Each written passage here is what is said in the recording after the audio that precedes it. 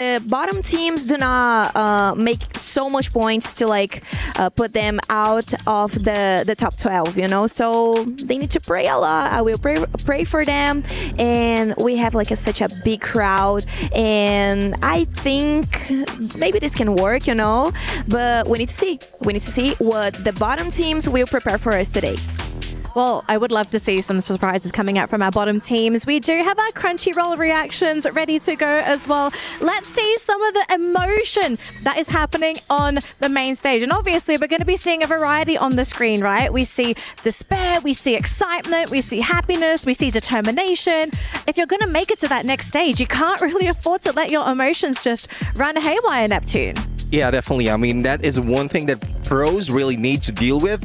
Emotion will be thrown out the window. Just focus on the strategy, focus and make sure that you are clear on your goal, clear on your communication. Because at some point when you put so much emotion in that, whether it's excitement or sadness, and it will throw off your game.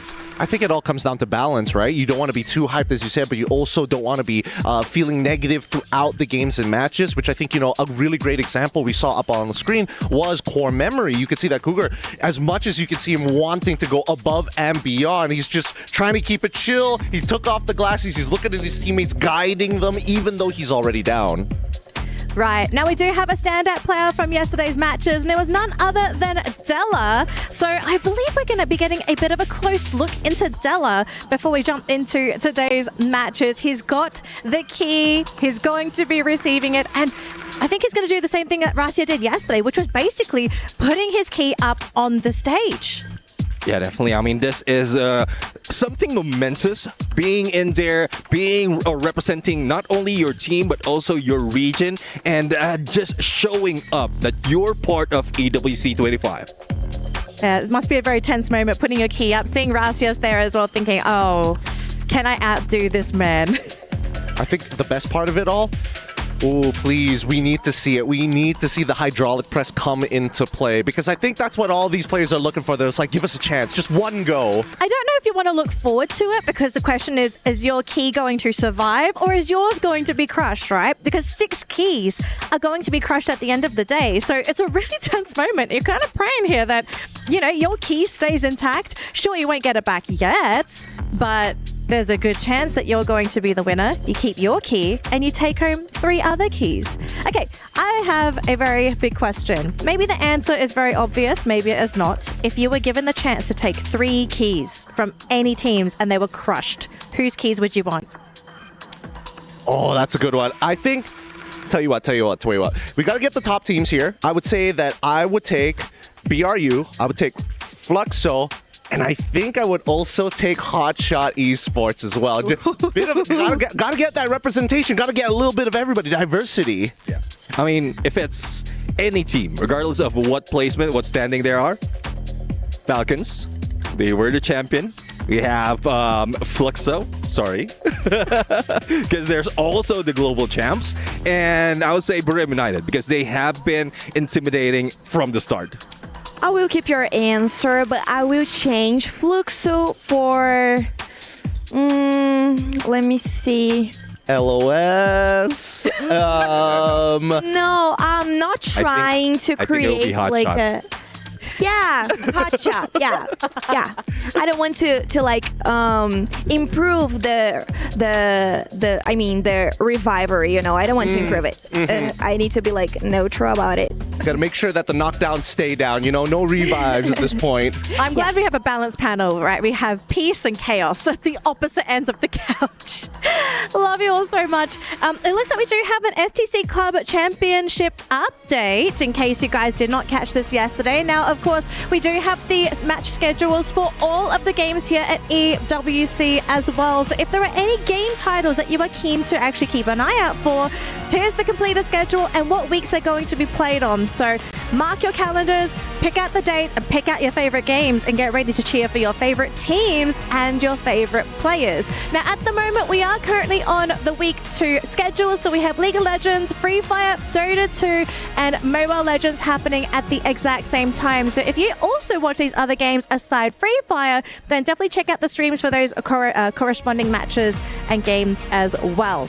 And now we do have the prizing for our club championships. If you don't know what this is, there is a separate event happening in EWC. Of course, your teams and players competing are going to be aiming for a prize pool, but we have the club championship where the clubs, the teams that own the players, are competing in a separate tournament where if you place high in multiple games and accrue enough points, you're going to be the club champion at EWC 25. So make sure you cheer for your teams as well as your favorite players, because there is so much on the line here at EWC 25. There is, and I think that now that as the weeks are going to continue to go by, at least for some of these teams, now that we know the schedule, I think they're coming to their top 4s and top 2s already, which is why the points are continuously updating.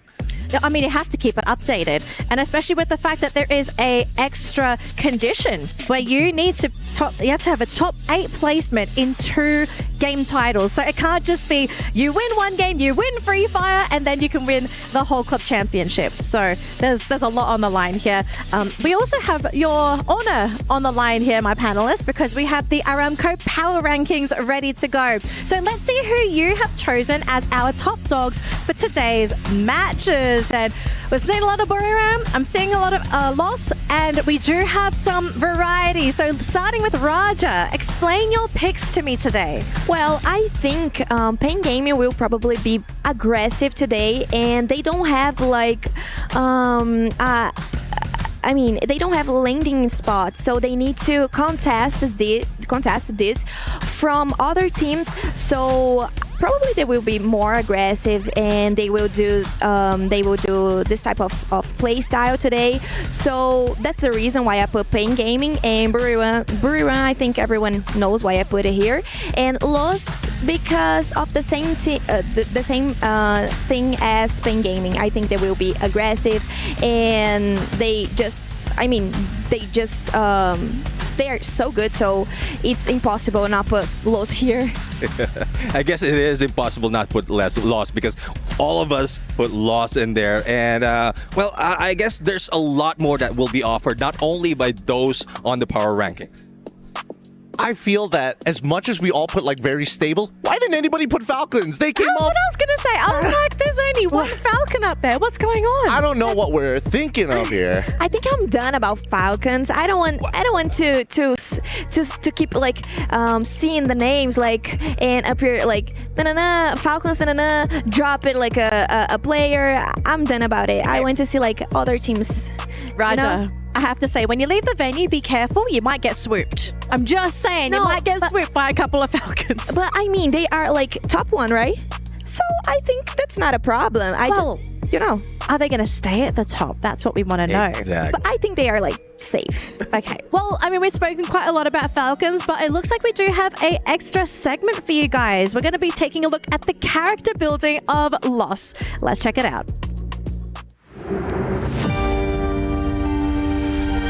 Então é nosso estilo mais sair para trocar tiro. Quem a gente vê, a gente vai matar na frente, porque a gente é muito confiante e sabe que vai ganhar.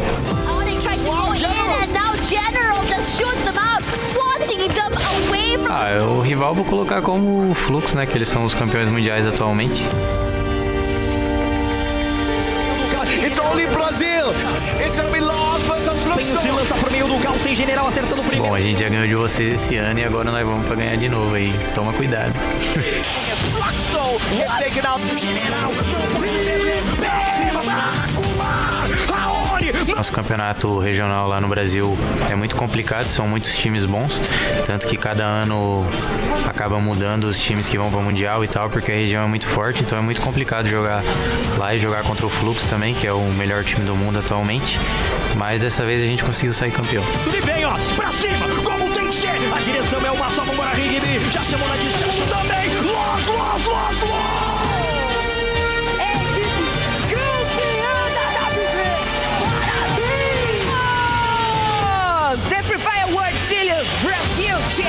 A maior motivação é saber que o título que me falta é o Mundial, sabe? Porque a gente já ganhou bastante, ganhou de tudo já.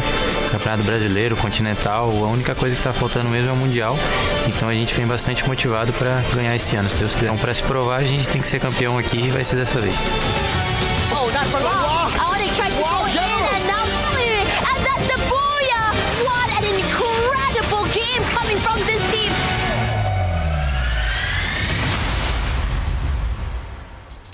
There's a reason why loss is being highlighted, and it is because not only are they champions looking down upon their own region, but also potential champions here at EWC 25. And just seeing their first play day yesterday for day 2, they looked so good, so on point. The chemistry was there. And I think the question we now have is, are they really world champion material? I think they're really close. Raja, I'm pretty sure you're more familiar with Loss than the rest of us on the panel. What is it that Loss does that makes them such a high quality team? Well, I saw an interview and I also wrote it down here. I will say like the general words. Well, he'd say that they are really confident with the players' individual skills because they already have like one of the top 3 rushes, rushes from Brazil. But when they need, they know how to play it safe. So I mean, they can adapt in every type of play style. So they can even beat Asian teams. And they are not even used to it because, well, they do not play that much against Asian teams, but they also can do it. So I think they are really capable of, getting the trophy.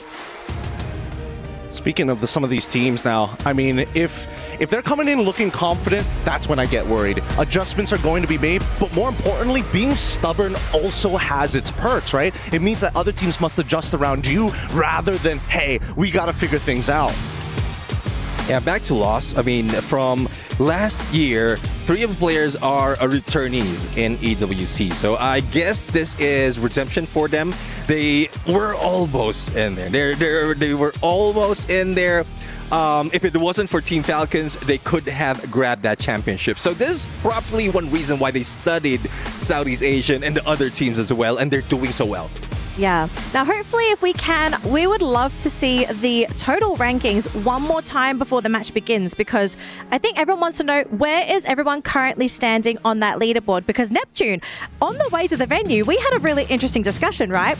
The odds of teams making it to top 12. Now, run us through the numbers. Who do you think is most likely to make it through, and who may just make the cut? Yeah, I mean, just running through basic calculations first, if we look at the teams from ANC, double their scores, and it's only Virtus Pro who might be able to go and take over against Alpha 34, who's currently the bottom of Group B. But there's still also some risk for Hotshots right now, because once I did some simulation, Hotshots was just ending in there on the top 12, and it's a potential that he can be thrown out. They can be thrown out of that top 12 spot. But for the rest of the teams, 3 simulations has been done. The result's always the same unless they really pump it up for this day. Yeah, so it seems very top heavy for teams in Group B.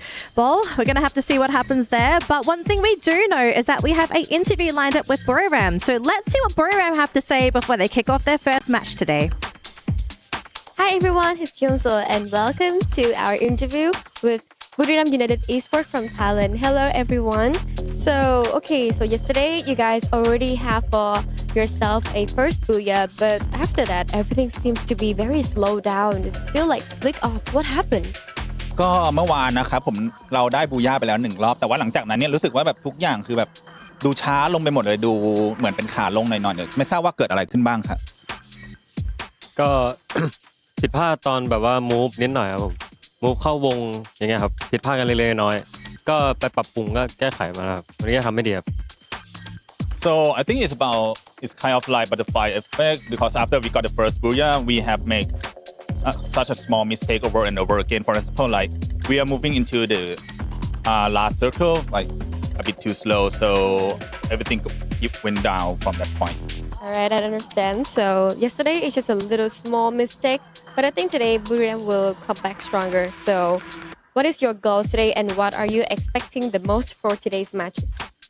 ก็วันนี้คิดว่าจะเป็นยังไงบ้างครับแล้วก็เราเตรียมพร้อมยังไงมาบ้างครับก็ครับเตรียมพร้อมก็เราก็ได้มีการซ้อมข้อที่ผิดพลาดอย่างหนักครับแล้วก็วันนี้เราก็น่าจะทำเต็มที่น่าจะผลงานน่าจะออกมาดีครับ So we will try our best in today matches. So after yesterday match, we went back and like keep looking into one by one of our small mistakes that happen during the games, and hopefully we already fix all of them, and let's see what's gonna happen in today's games. I think today's Buriram is gonna be okay, like usual. They are the king of Booyah, so they're gonna make it into the quarter stage and of course the grand finals. All right. Okay, so how do we say fighting in Thai? สู้ๆ โอเคค่ะสู้ๆนะบุรีรัมย์ So to Buriram fans out there who might be a little concerned after their performance yesterday, they're not moved, they're not shaken, but they do understand what happened yesterday. So it was quite surprising. According to them, they made a couple of mistakes, and that was really why they fell out of the grouping. I think originally we kind of thought it was just a grouping incompatibility. They just couldn't play their game. I don't know about the mistakes, but it seems like they don't want to take the lead in the knockout stage. They don't want to show all their cards yet because they're preparing it for point rush as well as grand finals. Yeah, and I think for the most part of it, even though it's small mistakes, it's only still 60 amount of points is still pretty good. It still puts them in contention and definitely for a position for top 12. All right, ladies and gentlemen, thank you so much for sharing your knowledge on these teams. It looks like we are basically ready to go here for match number 1 between groups A and C. Teams in Group B, they can only look on and watch and hope that they've earned enough in their previous matches. But I think we're ready to fly on over to the main stage. Survivors, let's head on over to game number 1.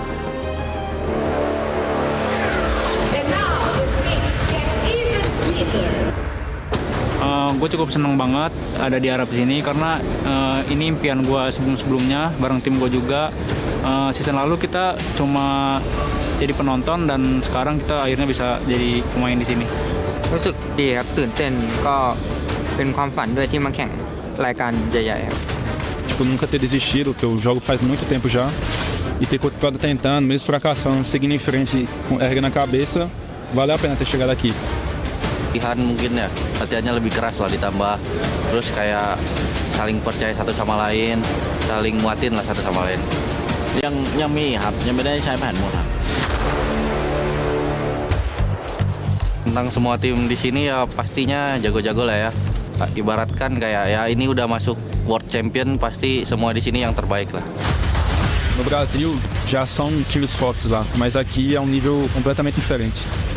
Cada erro, por mínimo que seja, custa muito caro aqui.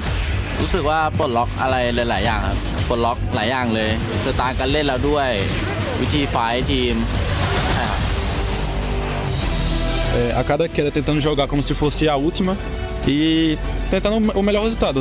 ที่เราได้บูย่ามาแล้วเจอกันต่อรอบชิงครับ ก็ปล่อยผมเข้ารอบชิงครับเชื่อมั่นในตัวผมครับเดี๋ยวผมพาชูถ้วยครับ Sampai bertemu di final nanti.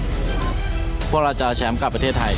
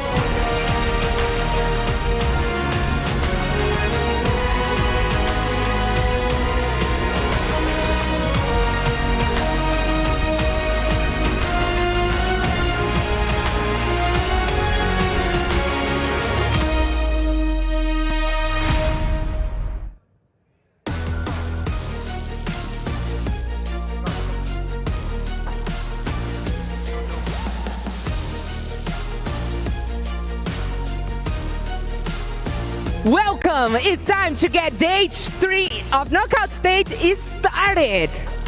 Group B wrapped it up yesterday, and what a show it was, huh?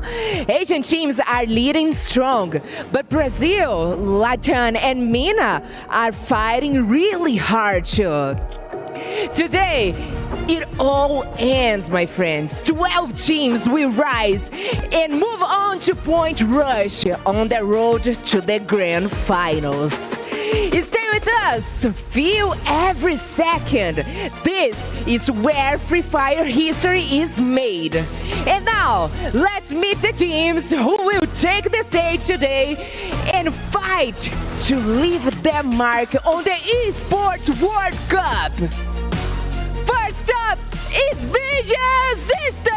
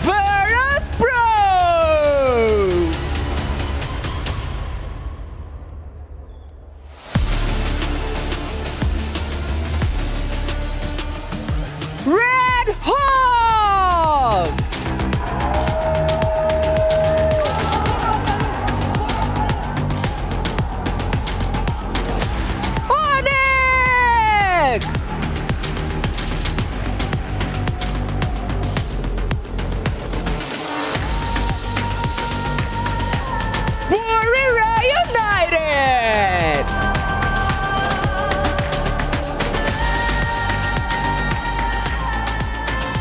Oh, Gamers Global!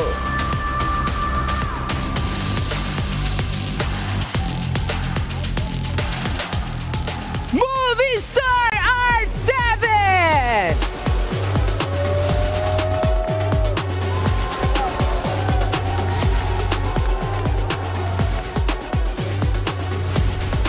Dragons!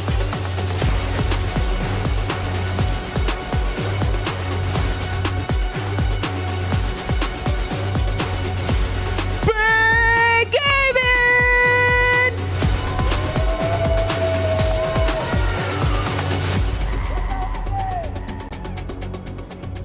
The one and only Team Falcons!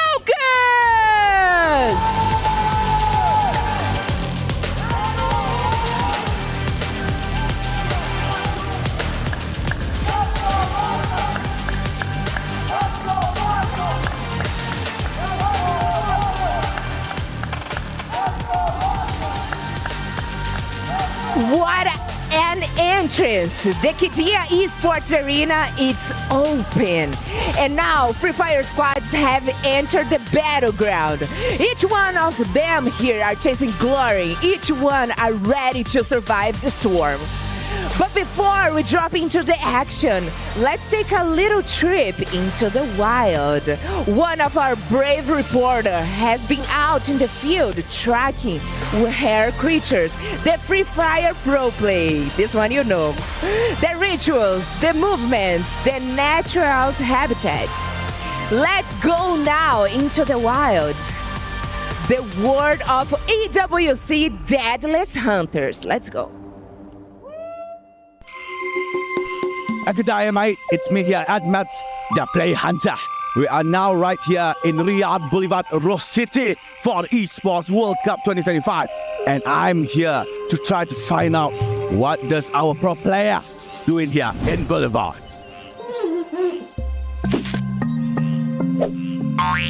It seems that I'm lost. Can't seem to find anyone here. Could we find a pro player here to see what they're doing? Where are they? I still can't see them. I think the map's broken. Maybe here? Oh, crikey. Spots a few pro players walking. Not you. It looks like they are entering some sort of an arena. I think we should go. Let's go. Let's find out what are they doing. Mate, we are now right here in some sort of arena. It called itself as STC Gaming Arena, but I'm not so sure. And it looks like I have spotted a few pro players doing some sort of ritual. I do not dare to get close. Crikey, look at that. They are trying to get the luck from the previous team that has won before. such an amazing behavior. Nothing like that have we been seeing. They're trying to pull all the luck here from the previous winner. Oh my God, it looks like they are going away. Come, let's go. Let's go, Hunter. Go. Okay, that was so good. Hello, guys. Hello, I'm Map. Hello.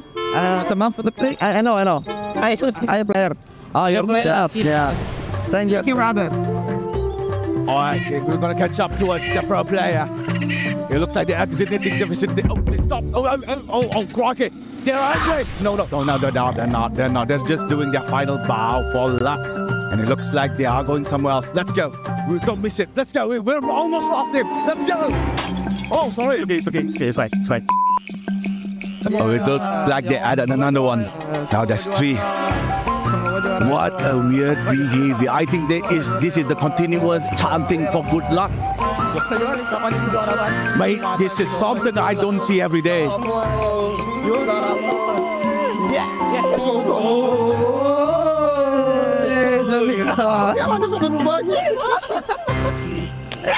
Croc, it looks like they have done their ritual. They have went back to their habitat. And that it's all here at Boulevard EWC 2025. I'll see you guys later. Danger.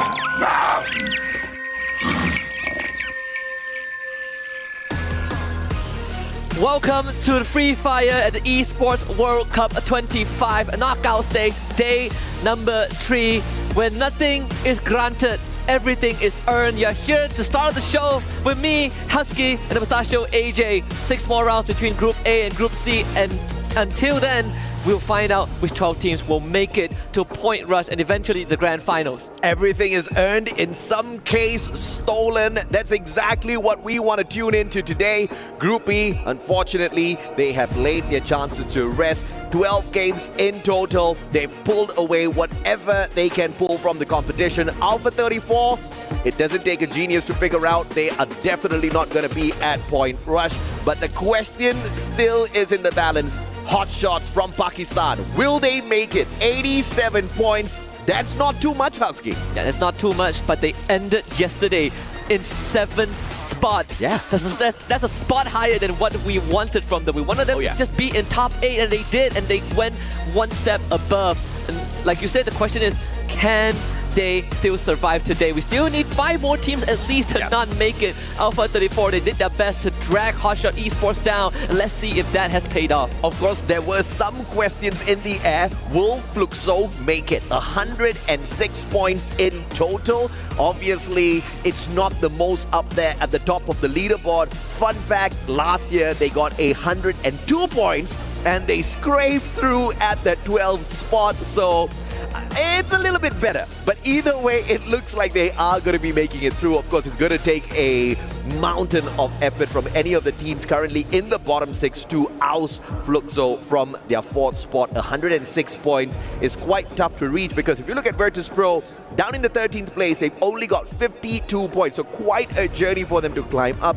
And we got to also remember, they're going up against the other teams from Group A and C. Obviously, they're going to be picking up those points as well, so it's not as straightforward every single game. These teams need to be in that final circle. Speaking of final circle, Red Hawks, if they want to stand a chance, they need to be in every single final circle with a minimum of 5 to 7 eliminations. And dude, that's tough, man. They only performed for 3 games on their first day of play. Yeah, exactly. And that's how brutal this format is. You only get 2 play days in the knockout stage. Every single round that you kind of give away to your opponents, you need to make up for it twice as hard. And I think for Red Hawks, I agree with the calculation. We kind of went over the numbers behind the scenes, but I gotta add another caveat today. I think a booyah is necessary for Red Hawks, right? Just in case, just as an insurance policy as we head into game number 1.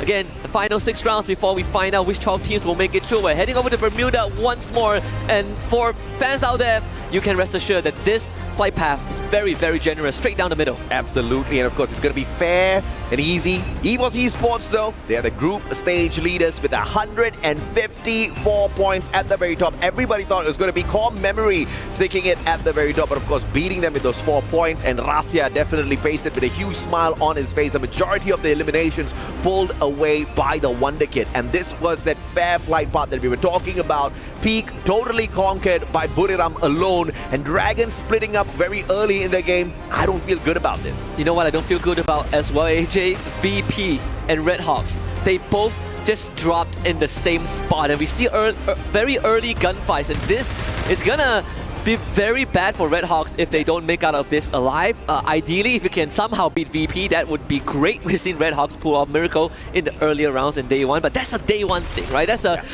thing. That's the unknown. But right now, I think VP have studied Red Hawks. They need to somehow make this work.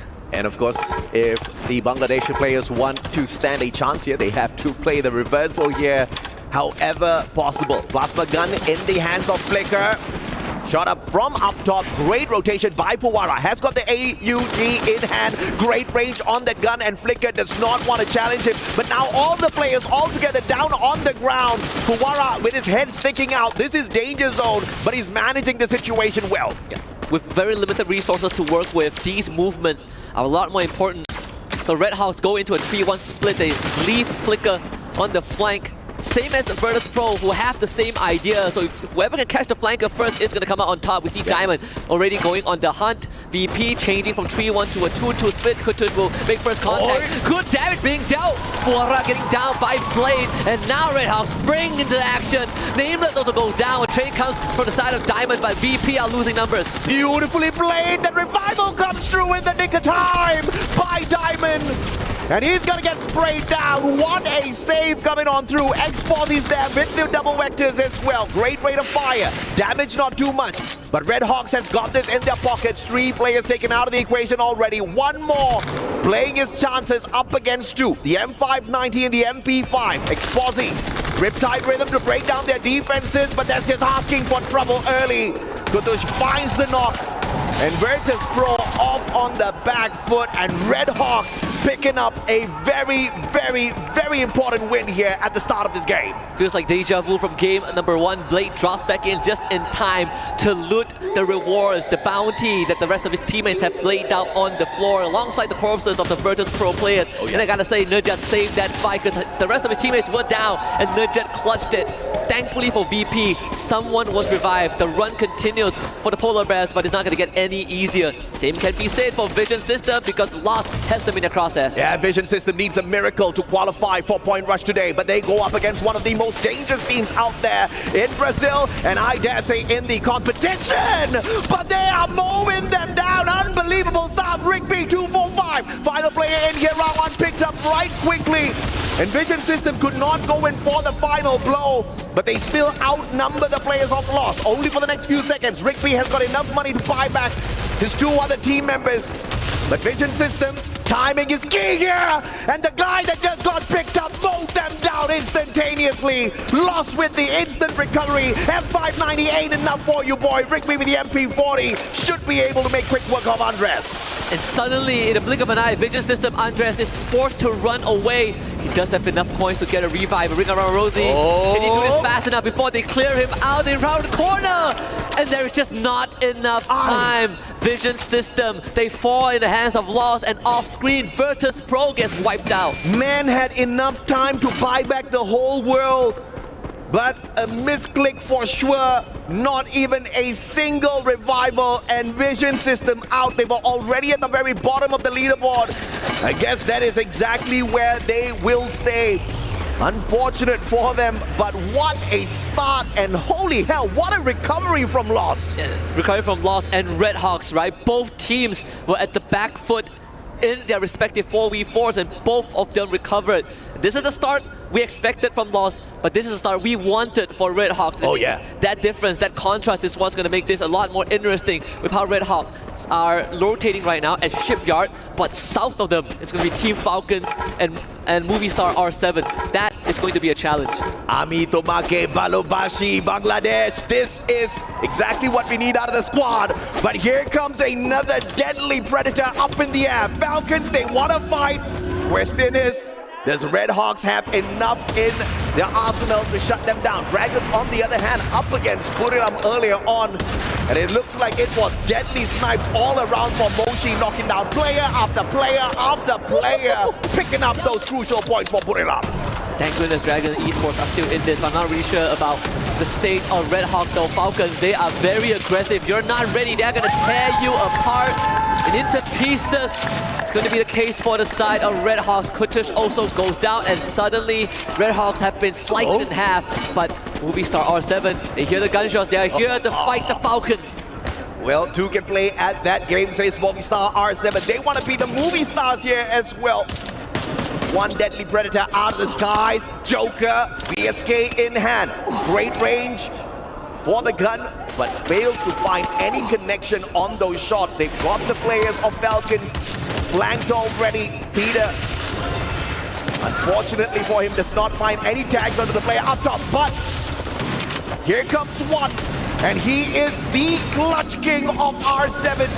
Will he get the shot in? Games King, M590 in hand. Unfortunately, it is their own player that gets knocked down to the ground, and Falcons standing their ground. Kororo just now broke his ankles, but they brought him back up.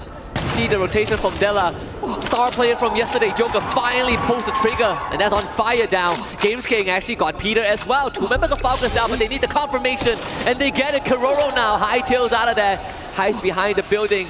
It's him and Limit and a lot of members of Movie Star R7 that they need to surgically cut through, but this is not going to be easy. Limit has got the right guns here, the VSK and the AWM in hand. He just needs the right opportunity, but he's also waiting for the rest of his team members to back away so that they can play that game of revival. He's buying the squad more time, and as he stays hidden, it looks like Movie Star R7 is not detective in this situation.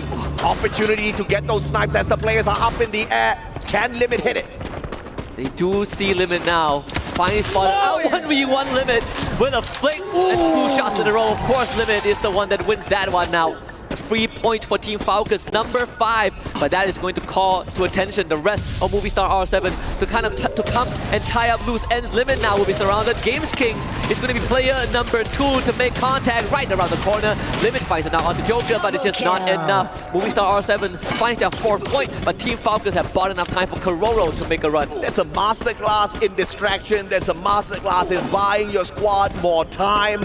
But of course, Kororo, as he gets away, I believe he flew straight into the crosshairs of Red Hawks, so we'll have to wait and see if or not Falcons can stay alive a little bit longer. It looks like the jump pad has been invested in as Kororo finds a good exit out of there. Flicker does not get that shot, and Falcons will live to tell the tale a little bit longer here. Time and time again, we've seen this out of Falcons, almost wiped out at the start of the game, and they just make that huge comeback with the booyah at the end. Yeah. And just to add on to that, that was exactly what happened on their very first game.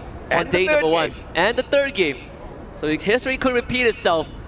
If you want to take out any sort of opponents, you got to cut off the head of the snake. In this case, the head of the Falcons. As Dragons Esports make their rotation, runs into a wild Kutush who just got revived and now will have to be revived again. Yeah, man, Dragon off to a decent start here. First elimination, squad on that full revival. Thankfully, Seamox was left standing and he could bring the rest of the team members back in here. But RRQ, very stealthy, very quiet, picking up the most needed weapons. You see a double AWM setup in their hands here at Bermuda. It is going to be absolutely deadly, especially in the open grounds later on as this circle comes into a close, dragging all of the players towards the area of either Bhima Sakti or Clock Tower in a bit. And RQ is a team that even they have said in an interview, always second, never first. In this case, for the side of AJL, they've also have tasted that. But R7, they're fighting back. 2 down the side of AJL. Ew. Not willing to let this go. He has a lot of memories, past memories on the international stage, and this is going to be one that he refuses to leave in regret. The rest of AJL gets back up. Movie Star R7's forced to run. Oh, what a damn backup that was, due with the instantaneous shot as he whipped out that AC-80. But now, Chinoy on the chase here. AC-80 in his hands. That Oscar, that Valiant Dash was just used. So he doesn't really have an option for a last-ditch effort for the defense. But thankfully, AJL does not want to stand by and play around with him. Hax has an opportunity to go for a revival. But the man's absolutely broke now. Not just broke, he also does not have any medkits to work with. The blue is going to be the one that takes him out if this continues. So he's desperate to find any sort of resource, any sort of coins. It's going to be a race against time. As lost, they actually picked up a member from Team Falcons earlier on. The Falcons now down to 2. Enough points on the side of on fire. Peter gets brought back once more. Falcons still trying to recover. Yeah, on the back foot here for Falcons. But, you know, it really matters not Lost and Falcons, both at the very top of the leaderboard. I think they can sleep the whole day and still qualify for point rush here. So this is just a warm-up game at the end of the day for these two squads. Phenomenal performance on their day 1. On fire, take it away. Nando 9. Car from afar. Accurate shots, not wasting those splits at all. So Peter is actually in the middle of the circle. Falcons basically forced into just pure survival mode. It's no longer about fighting for points. It's about fighting to live long enough. Kunto, you surely see this, right? Karoro now and to fight Valiant Dash being used. Sudden Barros had to ruin that 1v1. Hey, what was that? Valiant Dash did not find the connection with the glue walls. Tried to use him like a Tatsuya. Put himself in danger by turning his back onto his opponent. Easy knockdown. AGAL though, in shooting distance. Karoro's going to be in a lot of trouble. Has the M590. He's to break down the glue wall, but Payne is going to be keeping AGAL a tad bit distracted here. And View takes that high ground position. He wants to flank around with those snipes. Question is, can the rest of them squeeze themselves in? Because this circle is starting to hurt. Double Riptide being used early on. Barros trying to provide support fire alongside Dew. As Motovia slowly falls behind, but unfortunately for the rest of Payne, they might have to force a contact. As Peter gets dropped down into incredibly low no-duck as well. They do manage to heal back up, but still not finding any opening against AGAL. Barros now jumps into the time turner. Cypher actually loses his fight, and now they're gonna play footies, but no one does it better than Nodas. AGAL ends up losing 2, and now Peter trying to fight. Taste that, Chinoy. 3 down for AGAL, and Payne survives. And AGAL, one final survivor here, potentially straight into the hands of Dragons. R7 Della taken out of the equation. All thanks to Peter. And Movistar R7 out of the race in the 10th spot. Spain makes their way up towards that high ground. Dragons remaining silent, not wanting to play a little bit of a misstep here. Either way, when they play that rotation, they have to come across either Payne or Buriram, and that's going to be most definitely painful for the Dragons. I'm just going to say that Red Hawks are single-handedly contributing to the revival stats in the game. They have so much revived, but it's good for them, right? Still in the game, but the window is definitely closing as we now turn our attention to Dragons Esports finally making their way towards where the war zone is. Payne Gaming and Laws now fighting. RRQ also part of this conversation. Just getting a knock onto Rigby, but rescue will be here. Rigby should be fine. Playing with the elevation, smartly done here by Lost. And that recovery is going to be instantaneous as well. They do tank a little bit of damage from the blue. That's not going to be too much that they cannot shrug off. Problem is going to be still Peter here, looking for the gatekeep. And I do agree with you, man. Red Hawks, what a performance on the revival so far. We have asked for them to get into that final circle. That's exactly what they're trying for. Now get high, going rampage with the grenade launcher. M79 in hand, taking away 1 life. Adam down as well. Nejad has got the big guns in hand. Grenade launcher in the hands of Red Hawks is going to give them a huge advantage here. The Red Hawks did lose Flicker thanks to RRQ, who decided to join in as party number 4. The BRU are the biggest winners out of this all. Most players can't even get to them where they are. Get high somehow, getting Blade as Noki wants to steal it but could not do so. Blade falls, Red Hawks down to just 2, and Onyx will have to find a way out of this because Buriram have guarded all the main entrance. And Dragons finding Nejad as well. Unfortunate for Red Hawks, but Payne Gaming makes the exit first. In the 8th spot, Red Hawks with their final survivor left in here, looking for the next zone, and has found it already. Question is still going to be, does Kudush has enough? Because you get revived with those 2 blue walls and the P90. I believe that's all he has. Riptide Rhythm breaking down the defenses of Peter, and the backstab. Loss is still in it as Falcons will falter in 7. Good shot from Mao to stop Haone. And now Lost have to make a decision. Do you abandon him or do you bring him out? There's no saving Pride Haone in this game. Ao takes him out. Red Hawks eliminated in 6th place. RRQ finally showing their presence. Rigby has all his glue on being melted. RRQ just sprays them down. Taste lead in this. And Nandona cannot survive. Unfortunately for Lost, this is where it ends. Yep, they lost that one up against the Indonesians who were desperate for a booyah for themselves. But the surprising ones are the team from EMEA. Dragons Esports, 7 eliminations strong, looking for that final circle in the top 3. This is what we need. This is the kind of improvement we wanted out of Red Hawks, but we'll have to wait for the rest of the games from the day. For the time being, it's the silence play, and Dragons will find the circle, but they also find Buriram running out there. And Buriram will take initiative. Actually, a decent trade at the very start, but Dragons quickly overwhelmed as Dus decides that he also wants a piece of the pie. Maybe RRQ's intervention will be enough for the Indonesians to start the day out with the Booyah. Kiba ends up going down, Get High, still around, but it's him and Moshi. Can they pull this off? A 2v3, Moshi in the red and Get High desperately trying to hang on. They just cannot pull it off. Abai brings RRQ to a Booyah in game 1. RRQ with their very first booyah here at EWC 25. And you cannot ask for anything better. They start the day off from the 12th spot. And obviously they're going to be getting those points. One of the best Indonesian squads. Some may argue the best, of course. They could not get to the championship this time on FFWSC because Onyx snuck that one away. But they're most definitely going to hit the big numbers here. Some people forget that RRQ placed second in the recent championship. And that's why they always say, why are they always second? Why never first, right? You look back at the track record of RRQ, they are always in the top spot, but when it matters the most, RRQ falls short. This is a story of redemption. A team that built a legacy, that set the benchmark for the Indonesian region, now have brand new blood that overtook them locally, but they also kind of missed the feeling that when they were still at the top. Yeah, the second spot curse also infecting their brothers from Indonesia. We saw EWC Esports last year at EWC 24.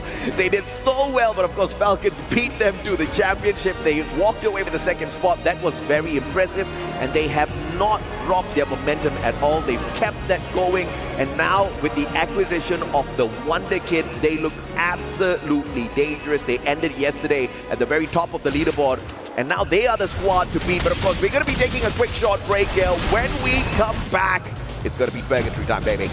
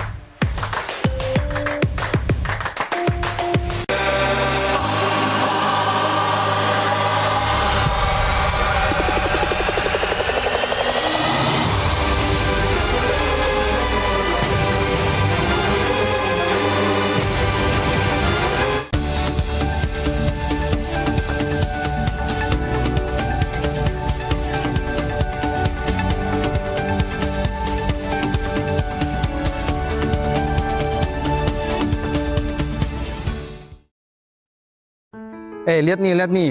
Gua pasang glue wall, gua lempar bom, terus musuhnya rata. Gimana tuh? Lu udah nunjukin ini ke kita 7 kali. Tapi setiap gua tunjukin ini keren kan? Perang dua. Gak bisa. Gua sekarang. Knock. 3 lagi. Ngurung. Ini 2 orang ngurung nih. Tuh, sekarang gua setting.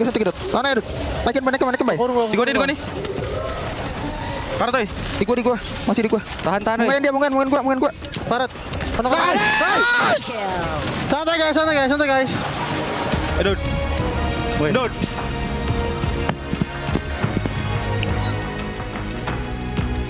though RRQ may have started a little bit slow here at EWC 25, they kick things off with day 3 with their very first booyah on Bermuda. And Indonesian fans, I can imagine they are cheering for them at home, in the chat, anywhere that they are, because RRQ, maybe today's the day that they finally come back, because to be honest, they were very, very quiet for their first play day.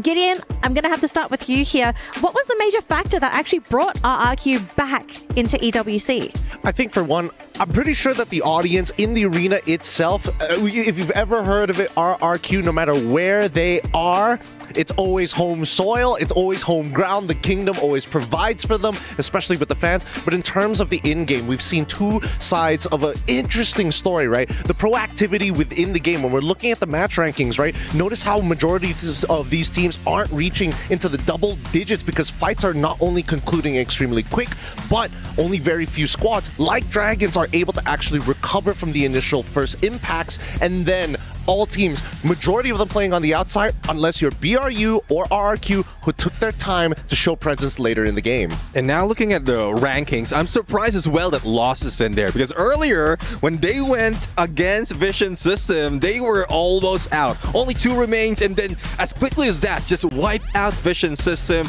and they are back in play, taking that number 4 spot. I mean, that wasn't even a good idea from Vision, because, you know, they are kind of struggling in the tournament. So they you know, they can, I mean, try to fight against like one of the favorites to win the title, you know. So that was not like a good idea at all. So I think it's better for them if they avoid this type of fights, you know.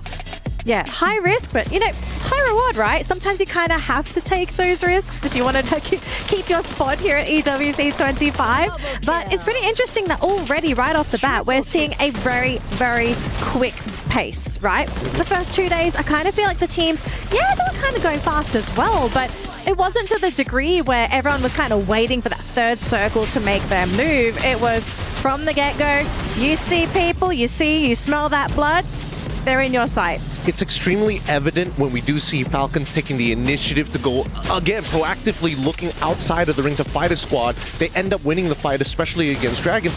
And then, Red Hawks, and all of a sudden R7 decides to get involved in these fights, right? And this was happening all across the map, you know, from north side to the southern side. And once we get to that third ring, I think that's when people started to realize, oh boy, this is going to be a pretty deadly match. A majority of people have lost a couple of fingers walking into the ring. Speaking of deadly, I mean, you did mention it's always back-to-back engagement all throughout the map, but towards the 12-minute mark, we still have 10 teams remaining, and we seldom see that in competition here. Probably in the regional, yes, it is possible, but it starts slow. But this didn't start slow. It's just from the drop, they're always engaging, and quite surprising why there's still a lot of teams left.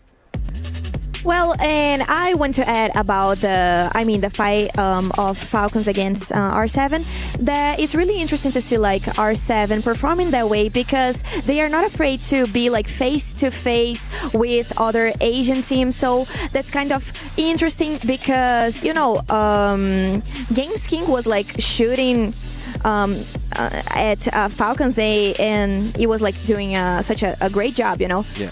I do agree. I mean, GameSkin is one of the player that's really doing so much. Thus, all of the top damage that has been dealt right here being shown. And I would love to see a lot more from them. But look at the balance in terms of Buriram United, damage and elimination. It means that what they're reaping, they're sowing. I disagree. They're doing too much damage. They're not getting enough eliminations. They're pumping out twice the amount of damage we're seeing the other teams are doing. And teams like Dragons, for example, which I'm extremely impressed by, I thought it was almost done for them. They managed to recover, they managed to re-equip, and they also managed to get into what, in this case, the final circle, which is only the 6th ring. Okay, I want to play with the idea, because we saw Buriram having one of the highest eliminations and damage. What if they're struggling to get those eliminations? Like, they're the ones starting the fights, but everyone else is coming in, they're vulturing, they're stealing away those kills. Like, they can't play the game that they want to play. Like, is this maybe a warning sign that Buriram, though they might be feeling pretty confident coming into their second play day, maybe things are just not panning out for them yet? I refuse to believe it. I think they're just that good. Yeah, I mean, we know for a fact Buriram United doesn't start their fight towards the 15-minute mark or close to that. And at that point, they had no choice. So they put in so much of damage, so put in a few elimination, even if they don't finish them up. Right. It looks like we are ready to fly into Purgatory Survivors. So let's fly into match number 2 with Husky and AJ. Purgatory time, baby! And it was a phenomenal booyah from Indonesia, courtesy of RRQ. But of course, seeing EMEA up at the top, seeing the Dragons breathe fire, that's exactly what we want to see out of the squads who are struggling to get into the top 12. But even if they do break into the top 12 right after this, the story would not be over just yet, because down at the bottom 6, all the teams at this point in time are from Group A and C who are in play today. So you have to keep this performance up game after game, Husky. And I think this really puts into perspective how teams like Virtus Pro, for example, right, has had a very weird knockout stage experience so far. Yeah. They have the highest highs, but they also have the lowest lows. I guess you could compare them to Fluxo. The only difference being that at least Fluxo has a more even average throughout until the end of the last 3 rounds of yesterday. Another generous flight path, you know, we've been a lot more kinder to these 2 groups in Purgatory, right down the middle once more towards the northeastern side. And Virtus Pro at least this time gets to head to Moat House. Yeah, absolutely, man. And of course, they are not going to be disturbed for the time being. Diamond, one of their key players, has to pop off. The M590, perhaps not having the Tatsuya on their side with the brand new addition, the updates on OB49 has most definitely affected the pacing of Virtus Pro, but everybody had to go through the exact same changes. They just need to adapt a tad bit better. We see the very first circle coming on through here, and it looks like gonna get the final circle somewhere towards Key Launch and Brasilia later on, but for the time being, Vision System starting off hot up against Onyx, the champions of Southeast Asia. The moment you say that, Onyx turns it around and gets a couple of bodies for themselves. In fact, almost wiping out the entire bloodline of PSC this game. Thankfully, Vision System, they do have a survivor. Shix already ran away, but that was as close as it could have gotten. Onyx ended up losing 2 bodies as well, but Zyro instantly gets a revive onto Prime. And also, you look at the radar, Falcons. Day 1, when they did a split, it was a 3-1, 3-5 brigade, 1 a lumber mill. Now today, they dropped all 4 and 5 brigade before splitting up to lumber mill.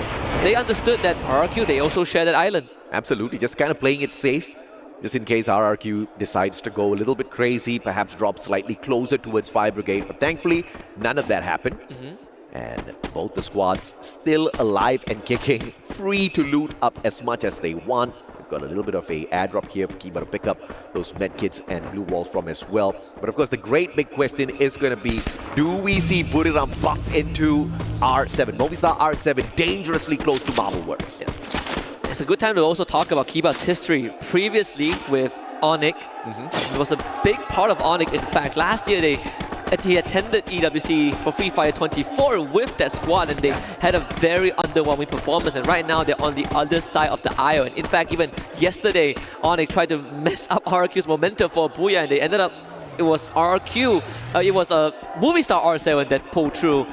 We get a ping with the Arvon that could be courtesy of BRU as they are heading towards Crossroad, but they will run into Movistar R7. Yep, now Buriram trying their best to get away here. Movistar R7 definitely in shooting range, and Della is the first player to be found. This is not good for business. Jonah also finding the tags onto Adam, gets the elimination as well. Fighting 2 squads at the same time. Not the best idea here, but Buriram has no choice. Hax runs on in, finds the sniper of Buriram. The rest of them leave him high and dry. They're looking for a safer spot to play. Games King, final survivor, double glue wall, looking for the pickup. Hack needed to confirm Moshi before anything else, but good play. Backup of BRU was just too fast, so R7 ends up getting nothing, and they might lose Joker. Thankfully, he's able to launch himself away in time. BRU saving Moshi, and they keep the run going, but it bought enough time for Onyx to move away, but that also might just funnel them straight into Virtus Pro. Great recovery for both Movistar R7 as well as Buriram. Games King going for the pickup instead of finishing off Moshi. And Buriram, looking at that opportunity, went back in there for the instant pickup just so that they don't have to be on the reset. Moshi gets to keep all of his loot and coins. So neither one of their progress disrupted all that too much. Of course, Movistar losing 2 players to the side of Buriram wasn't all that too fun. And like you said, Onyx playing that recovery. But now Virtus Pro finding pain. Will they get taken down early once again? Riptide Rhythm going far and wide, unfortunately, for Exposing. And he's holding his ground very well. He's taking down the glue walls of pain to discourage them. But his glue wall just now prevented Peter from getting a potential shot in. This could be a big flank. Boonjim and Nameless, they have the right idea. Are they going to run into pain? No, Glue is exposed. He was not ready for that. The glue wall getting popped up. He has to isolate his hands, but it's instantly broken down. Peter ends up taking Diamond somehow. And now VP forced into a bit of a defense mode. Glue wall melters all drop down. VP pushes them forward. Yeah, fantastic grenade pop here. And straight through the glue wall. Finds Gus for the M590. Looking for Peter as well. Glue wall broken down once again. Peter, no cover for him whatsoever. Boonjim left all alone. M590 for the win, but Virtus Pro unable to undo the pain Esports delivered. And that one is going to hurt. 2 rounds in a row, Virtus Pro got virtually nothing. They're going to end this round with 55 points. And that is still quite far away from a qualification into point rush. They will have to talk about this. They saw Flora out for Boonjim and nothing changed. Onyx now gets a rematch against BRU right here at the Arsenal. But BRU, they do have someone positioned inside the compound. It's going to be Jonah, and Adam sees this. But what is Onyx going to do? Moshi on the flank, looking for Crime. AC-80 in the hands of Crime. He just needs that double shot. Perfectly aimed at Moshi's head to instantly cripple the flanking capability of Buriram. And both teams playing this absolutely safe.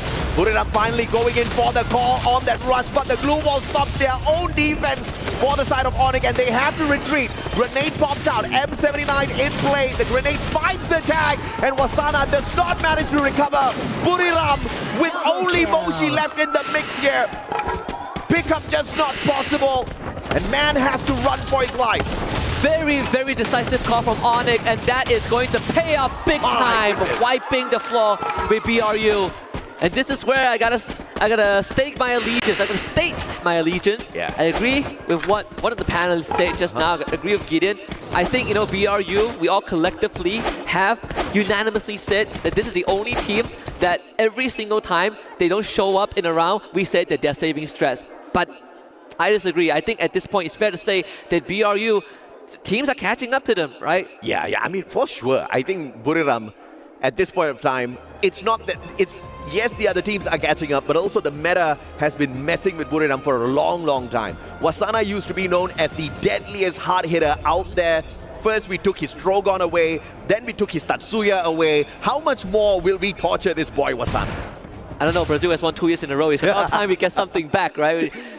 They were the reason, I hope they were the reason Skylar got back into the meta, and now Holmers is buffed. Intel gatherers have all been buffed. Yeah. You see Falcons up against RQ. Abe actually took a shot in the face. As we take a look at a bit of a highlight, some good engages earlier on, but we're going to keep our attention on what matters more. Falcons actually taking down members of RQ. Yep, finding the first one, but RRQ has got decent enough distance between themselves as well as Falcon to hightail it out of here. Got to fight up against the blue though. Tanking damage from the second circle isn't going to hurt that too much, so RRQ not really playing big risk gameplay here. Just needs to go for that long rotation round. Unfortunately, R7 might just bump into them, so we'll have to catch up with that action in a little bit. Aone on the bike, making a lot of noise, but thankfully nobody around them to find the Punisher with the snipes. Funny enough, there is a UAV hovering on top of them, and we saw a loot drop as well, an airdrop. They are going to be right smack in the middle of 2 teams, Dragon Esports, Vision Systems. Well, make that 3 teams because AG, AL are around the corner. That is a big, big shot from the AWM. Zyro making his presence known. Pain Gaming in the far horizon. But I think Onyx are also in a very safe spot. If they go down southwards to get to the circle, they are going to eventually run into Pain Gaming. With the exception that I think Pain Gaming, they do have a bit of elevation to work with. Consistency out of Brazil has been phenomenal thus far. Pain Gaming, just one of those top performers. One booyah in the bag. And they don't look like they're about to slow down. 87 points in total in their pockets. And they have got literally 5 more games to pick up points. And they don't look like one of those stragglers, right? Game after game, you see them hitting those high numbers on eliminations, whether or not they find that final circle. It's been the Philmatic this game for RRQ. 4 revives and counting. So RRQ, they, even though have the full squad still in the game, they have been getting picked off left, right, and center. So Pain Gaming makes that rotation. Onyx most likely will end up dodging them and having elevation once they get to where Pain Gaming are. There is a choice that Pain Gaming could make, right? Take the zip line down to the next location, close to a vending machine, but far away enough from the rest of the teams. This next circle is going to be crucial. Teams all spread out on the map. It's been moving west side thus far. And usually the game does throw us off a tad bit. But a high potential of moving just towards the outskirts of Brasilia here. Pain Gaming has to deal with Onyx, whether they like it or not. And just on the outskirts of Brasilia, the circle finds AGAL as well as Dragon. Vision system in there as well, but I don't know what kind of miracle they can pull off here. They just don't have enough points in the back. They could play spoilers, right? Like what Alpha 34 did yesterday. The early encounter between RRQ and Lost, where we saw on the feed itself, Lost getting 2 pickoffs in a row. Haone dealing some critical damage to RRQ at this stage of the game. Again, they got the full revive, but at this point we are more than 10 minutes in. Falcons now arrive, and Kiba, he's not even ready for this. He realized that 3 people shot him back behind him. Quick backstab and a 3-point. Yeah, poor boy just got revived, had the P90 in hand, just 2 glue walls, refused to use it, could have used it, but now Red Hawks. Bangladesh, can you go up against one of the most lethal Brazilian squads out there? Glue wall melters all laid out, but Flicker, the flank just not working. Riptide Rhythm breaks down absolutely nothing as lost. Pulls the long flank around the right-hand side, down towards the lower ground. Red Hawks pulling a very quick trick here as they fake a lower ground rotation, but they stay up towards the top. Lost not falling for that. Jig is up though. Haone sees Flicker. He knows what Flicker wants to do. So starts it off with Glue Wall Melter. Take out that cover to force Flicker deeper into the battle. They want Red Hawks to fight honest, not dirty from long range. And that's where Lost thrives the most. Rigby, Raja mentioned multiple times, top 3 rusher of Brazil. If they can funnel Red Hawks into the gun barrels of Rigby, it's going to be beneficial for Lost. Nando Nai got a top ground covered, Lost in an advantageous spot. Yeah, Kutush. Fingers crossed he's got that Supermed in his hands. Nando 9 taken out of the equation. Great play by Blade. But now here comes the reversal as well as Anaram finds Kutush. Blade down on the ground as well. Revenge is sweet and pretty instant. And Red Hawks will falter in the hands of Lost. Lost came in prepared. That was exactly what they wanted to achieve. In the meantime, even off screens, we see Dudes just got knocked by Vision System. Lost did have to pay a bit of price for that. One member being eliminated out of the equation, but small price to pay. Peter getting literally ran down and charged right through. On fire now, tries to redeem it. Joker actually getting tagged from behind. Limit finding Della as movie star R7 takes the wrath of Falcon. Yeah, without Della, question is how can they play this game of survival? Game's kicked back in a way. The fourth player down, and Hax has no choice, and a double snipe by Limit will put them in the bag. On fire with the support gameplay as well. AGAL making their approach here, and Falcons need to play the scaffold. Do they play the circle or do they go hunting for the players of AGAL? Either way, RRQ lies awaiting them inside the next circle. And Falcons with that wipeout freeze up their rotational path, and now they're gonna kind of fast track that. Instantly punish. Andrex is the one that spoils the party. And Abai, just stay still, my little boy. Do not make a move. Wow. Because Vision System are making their presence known. Falcons distracted. Andrex once more with a second collection. Deal steals that away, but Kororo too late to realize that they made a grave mistake. Abai just needs to wait. I said Vision System needs a miracle. You said Vision System needs to play spoilers. They are doing both. 7 eliminations strong. Vision System needs to avoid that circle though, flying straight in towards Dragons Esports. We need to catch up with Dragons in a little bit because they are getting a tad bit too comfortable here. Lost on the other hand, they don't have the numbers, and RRQ surprisingly out in 8th. Oh, that was pretty funny. Kuroro turned around, did a 360 and saw him and just blew him up. Another fire vision system now against Lost. Rigby actually getting gunned down. This is not panning out the way that Lost wants. The 10 elimination. The blue wall goes down. Vision system showing up late, but not too late. Lost is out. Oh, I don't know if it is not too late, but it looks like they are wrecking some of the opportunities for the big squads here. Dragons now looking for vision system. And they had the vision to strike early, but the solid blue walls erected to trap them in the container. They back away. Vision system though, tossing in those grenades is going to be crucial at this point. Dragons will pull up their own blue wall to avoid the damage. This is going to be a heck of a confrontation. I don't think we've seen these two teams duke it out 4v4 until this point. Now obviously Vision System have more eliminations, and for Dragons, they need to start catching up. A bit of chip damage being dealt down. Jotai actually moving forward, trying to progress. But for Dragon Esports, those blue walls, they're going to melt in an instant. The bombardment commences. Shix once more gets a good snipe, and Dragon Esports trapped in their own building as Vision System cleans up house. That's an extra 4 points on the docket, 13 for VSC. What a miracle, Vision System! And now full recovery for them. Shix has got the Superman on him. Backs away, but AGL knows exactly what's up. Tossing in all of those blue wall melters, making sure those defenses do not stand erected for long. And Dew with the snipe from afar, he's not the guy who gets the connection. It is Chinoy, sidebar, the combo, absolutely deadly. And they want more. Flirting with the blue, and Shix makes the wrong decision. But either way, there's no running. AGAL puts an end to it and pulls a booyah in the bag. And AGAL needed a win. Sooner or later, this was also a team that had gone through trials and tribulation on the international stage. A few years ago, Dew was at the height of his career, finishing, I believe, top 4 in FFWS 2022 in Bangkok, Thailand. And ever since then, he has not been able to return to that prime form, whether it's an individual struggle or a team synergy problem.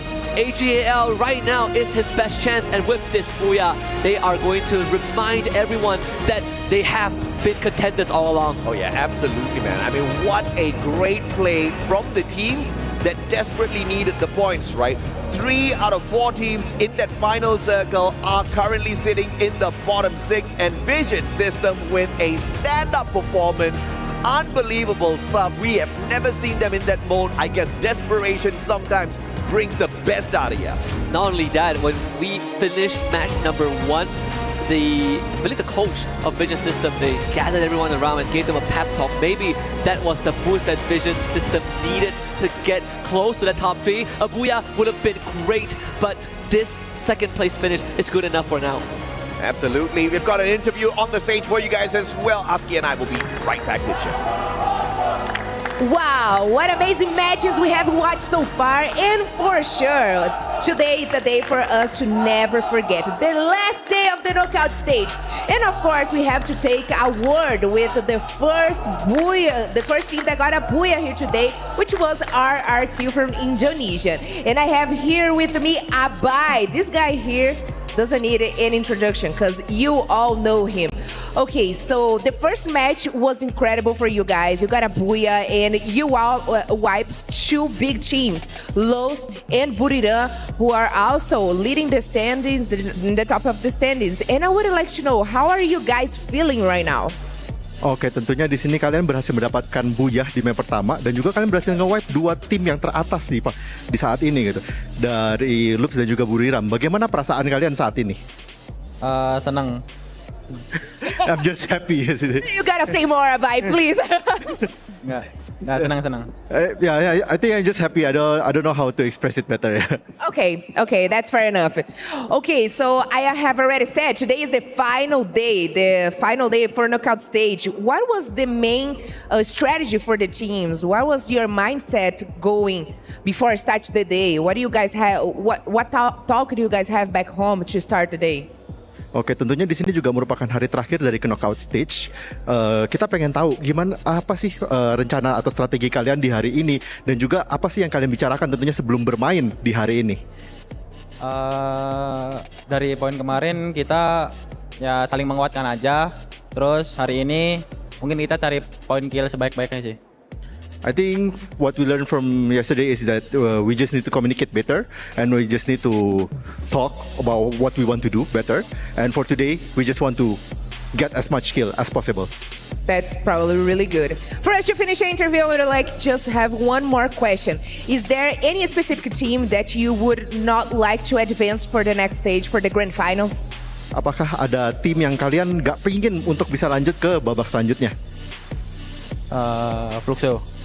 Fluxo.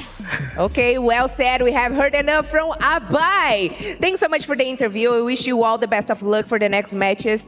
And we will see if you guys can make to the finals. And that's all. Right now, we are going to go for a quick break, but don't wait up because we are going to have way more action right here in Esports World Cup with the Free Fire.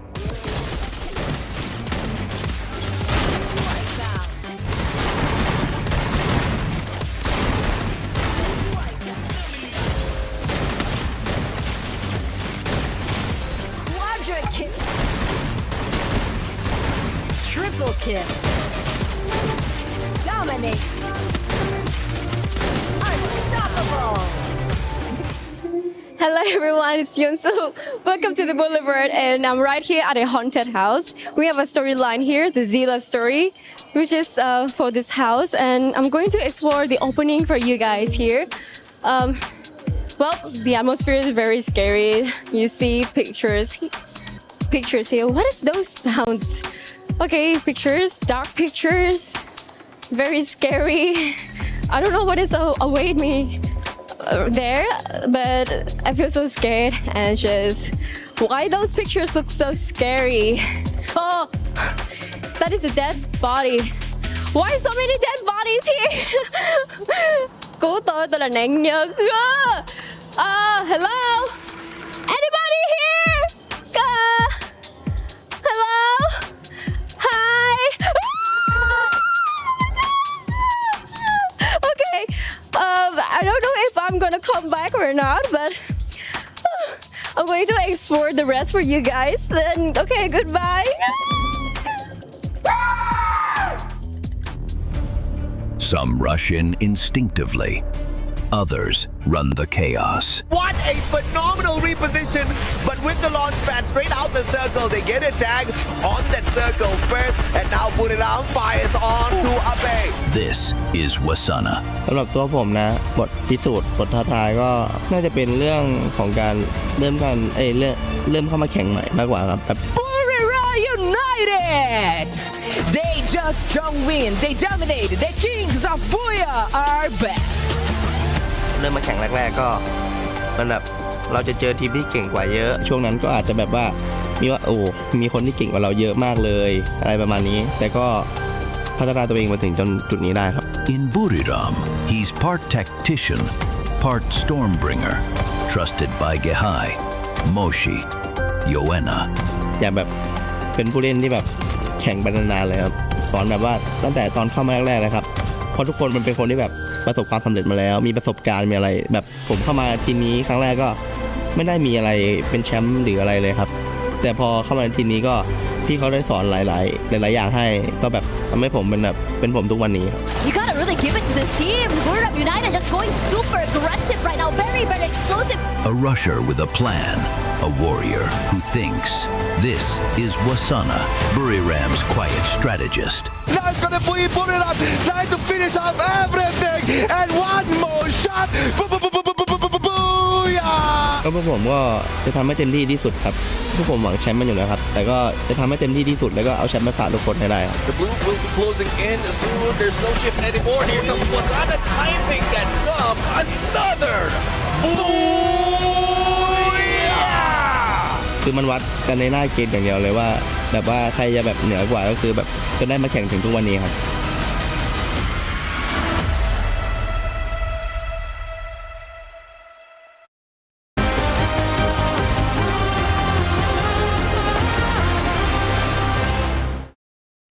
ปลาเขียวให้ กูไม่มีระเบิดนะ วิ่งไปชิดดิโหลชิดดิกูหน่อยเขียวอยู่ไอ้ปลาระเบิดอยู่ มากูไปชิด100ไปโดนระเบิด1ชิดไปเล่นกับกู ฟ้ามาไว้หน้าผมพี่ฟ้า 100ชิด100ได้100ชิด เลยดาวกูหน่อย ไอ้บอยกูหน่อยตามกูยาพี่ฟ้ากูยาพี่ฟ้ากูยากูยิงฟรีนะดาวตัวเดียวแชมป์ไม่เหี้ย70ตายมาเลยเฮียแต่ว่าพี่ฟ้าทีเดียวเฮียคิวดาเมจ1,400ถูกคิวไอ้แต่ฟ้า AGAL lock in our second booyah of the day, and things are really starting to heat up because the bottom of the bracket are hungry. We have gotten booyahs from teams that are currently sitting outside of that threshold of top 12, and they know they need those points. So all of a sudden, we're getting a very interesting match day where it's not a battle between the Titans at the top. It's a battle of all of the Davids at the bottom. And this is one thing that we keep saying, and I think I mentioned it from the start of our competition, that treat your every day as if it is the last day, as if you are being eliminated. And I guess that's what's happening right now. Like, high risk, high reward, and this is one thing that those at the bottom 6 are doing right now. And if in case they miss, then I guess they could accept already the fact that they might be eliminated. Well, we also can still keep looking at Falcons, like doing great eliminations. But something that I want to add, it's that Bermuda, it's not really doing that good. I think they are not kind of prepared about like early fights, you know. They know how to do rotations and this type of things, but I feel that they weren't prepared at all to meet Onyx at that point. Yeah, I mean, we really haven't seen, aside from that first booyah that they got yesterday, they haven't really been a major player in the competition. But again, I mean, we spoke about this, right? It almost feels like Buriram, they're just slowly trying to peel off that target from their back. They're saying, okay, this target belongs to someone else. We are not a threat to anybody. We are harmless. Please leave us alone when we get to the final stage. But Buriram fans, I don't think I'd be concerned either because, I mean, Neptune, I mean, you have the numbers in front of you. Buriram are kind of safe, right? I don't think they are at any risk of falling out of top 12. Yeah, they are safe and they have potential to be able to bring that number. So I think it's just a play not to be in a spotlight of like other players and the teams that will be going into Point Rush and Grand Finals. But I also want to put a spotlight in certain teams like AGAL as well as Vision System. They were at the bottom of our leaderboard and they were the top as well as the second place in that game. But we also see Dragon Esports survivability at its finest. This is one thing that we want to see from those of the underdogs, and I guess they're working in for the placements before they go for elimination because it was slow in terms of elimination, but they managed to survive a little bit longer. I'm so glad you brought up Dragons because they have actually been quite consistent today. Although we've only played 2 games, they were the third last team to be eliminated in our first 2 games. So Dragons, I mean, it seems if they keep this up, they have a very good chance of making it to the next stage. But I do want to sort of make a bit of a statement, right? The fact that all the points now are going to the team towards the bottom of the bracket, this actually destabilizes the bottom section of the top 12 because the points are not going to the top because the teams that are in top 12, let's say 12 until 9, you want the points to go to the very top because that means the points are not going towards the bottom teams, but that is not happening. It's the opposite. All the bottom teams are getting it. So now all of a sudden, teams at the bottom are getting scared. So what do you end up doing here as a team that is potentially going to get knocked out of that top 12? Do you now suddenly have to be the ones to make the proactive plays because you can't afford to play passive anymore? Well, it depends on your play style, but most of the teams, they just have to lay low, go for survivability first. They go for the placement first, and then along the way, if they can get elimination, then that's where they stack up the numbers. Because if you risk so much in terms of fighting against a team, getting a lot of elimination, we've seen that a lot happening, and it is just like disappointing if in case you lose a fight. It would be. Now here are the overall rankings, ladies and gentlemen, the updated overall rankings. So We're still quite early in the day. Now, of course, we are still seeing a lot of teams from Group B very high up on that leaderboard. But as we continue to play and more points are distributed between Groups A and C, we will start to see a more finalized list of our top 12. Now, Neptune, I know you're the man of numbers. I love to ask you this kind of stuff, okay? Who is looking safe here? We said yesterday that there was a safe threshold, which was, I think, 130 points, wasn't it? So just looking at the leaderboard now, who do you feel is looking pretty safe? Like, where do you think is the safe cross line? So I guess at this point, for the moment, it is Pain Gaming spot, because currently, like, they are 100 points already, and I don't think they will be short of 30 by the remaining 4 matches. So there's still a lot more that they can do. So hopefully they will be able to chase that number. All right, we are getting ready for our next matchup, folks. But before that, though, we do have our SMB head-to-head with Gideon. Let's head on over to the main stage. What's up, Gideon? Hello everyone and welcome to the SNB head-to-head here at the Free Fire EWC World Cup Arena. And this is exciting because with us right now, we have the Falcons fans loud and proud over on that side. We have the teams rallying for each other, but we have to do our jobs. Right now, I am glazing DRG. They're doing incredible. It is halfway or almost halfway through day number 1 right now. And they are just ruining so many hopes and dreams of so many big teams. I mean, you say ruining the hopes and dreams if we're talking about a team who came all the way to Riyadh. Can we give it up for some of the Red Hawk fans? Give it up for them. They flew all the way in to show some support wherever you're from. If you're from Bangladesh, give them your energy today because this is the most important round. They're going to be looking to get as many points as possible, and based on what we've seen, slow start, but they can do even better. And with these fans in the arena, they can only do the best. Let's throw it off to our casters. It's map number 3. We're going to catch you right after this. Map numero 3. It's time to head into map number 3. Here we go. Dragons Esports, Red Hawks fans flew into Riyadh just to watch them play. But this could be the breaking point, especially for the Red Hawks. But just now we saw a scary side, AJ. We saw that Hotshot is already down 11th spot. Dragon Esports, they have a hell of a good chance of making it if their run continues in this manner. I honestly thought you were going to say Tash Bunny, but okay. I know exactly where you're coming from. This is danger zone for sure. And obviously, we have to say goodbye to one squad, Alpha 34. We already knew that they stood no chance, but Hotshot's getting pushed down lower and lower. Pakistan can't do anything about that as well. Out of Group B, not a single booyah on their side, 87 points. The bar to exceed is pretty low, but the question still remains, can the teams actually oust Fluxo from their number 6 spot with 106 points in hand? They look pretty solid up there.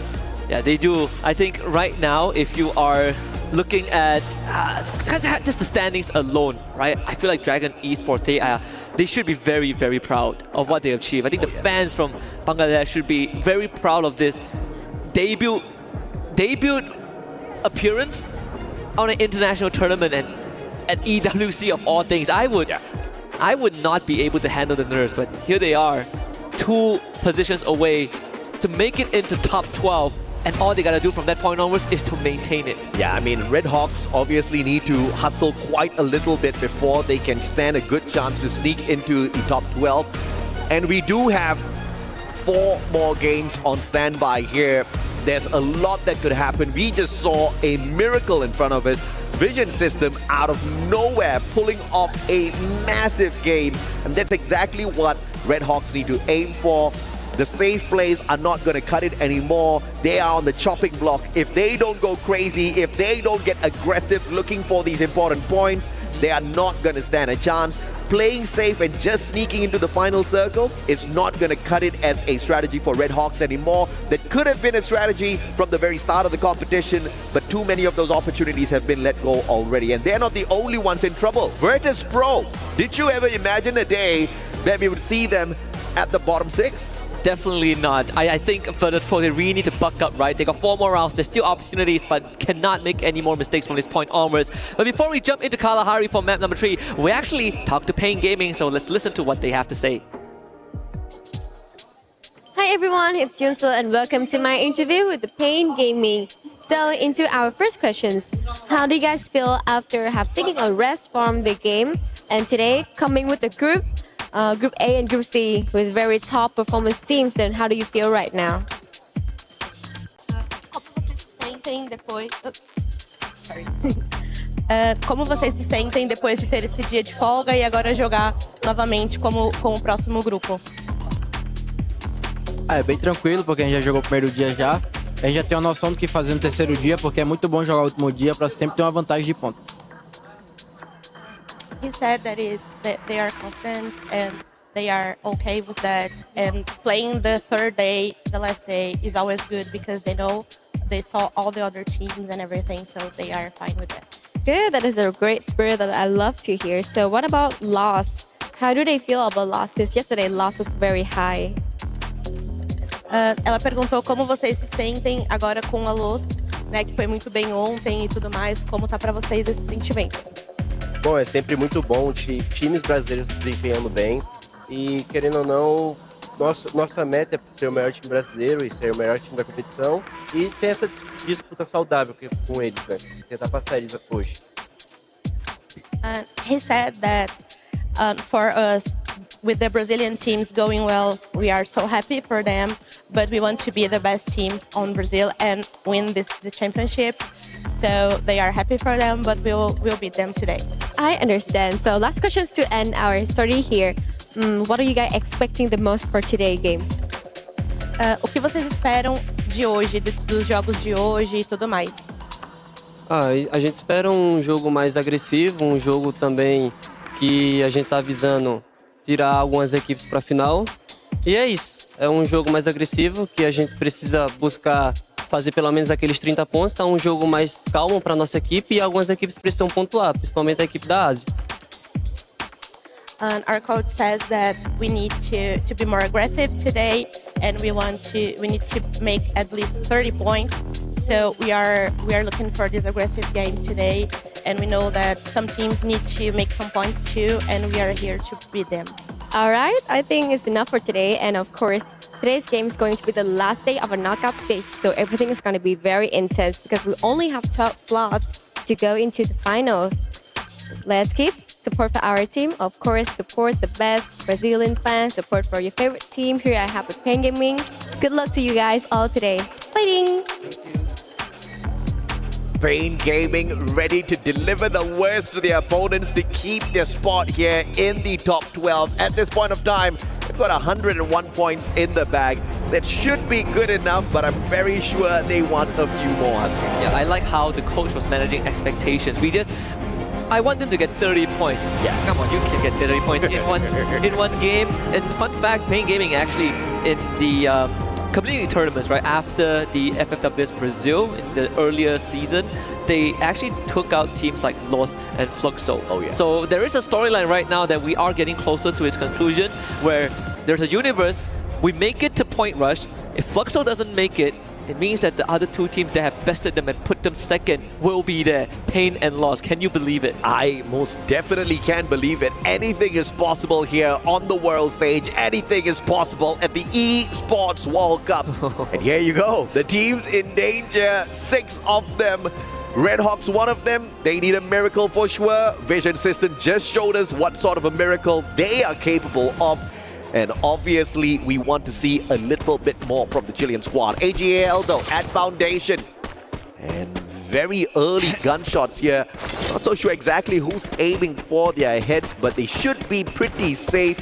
I believe we saw a player from the side of RRQ quickly sneak away from Foundation. Very sneaky from RRQ, trying to take over 2 compounds at the same time. Yeah, it was Abai. He fired a couple of shots and he's like, okay, I'm gonna go back to where my team likes the most, which is Refinery, and that has always been the headquarters of RRQ.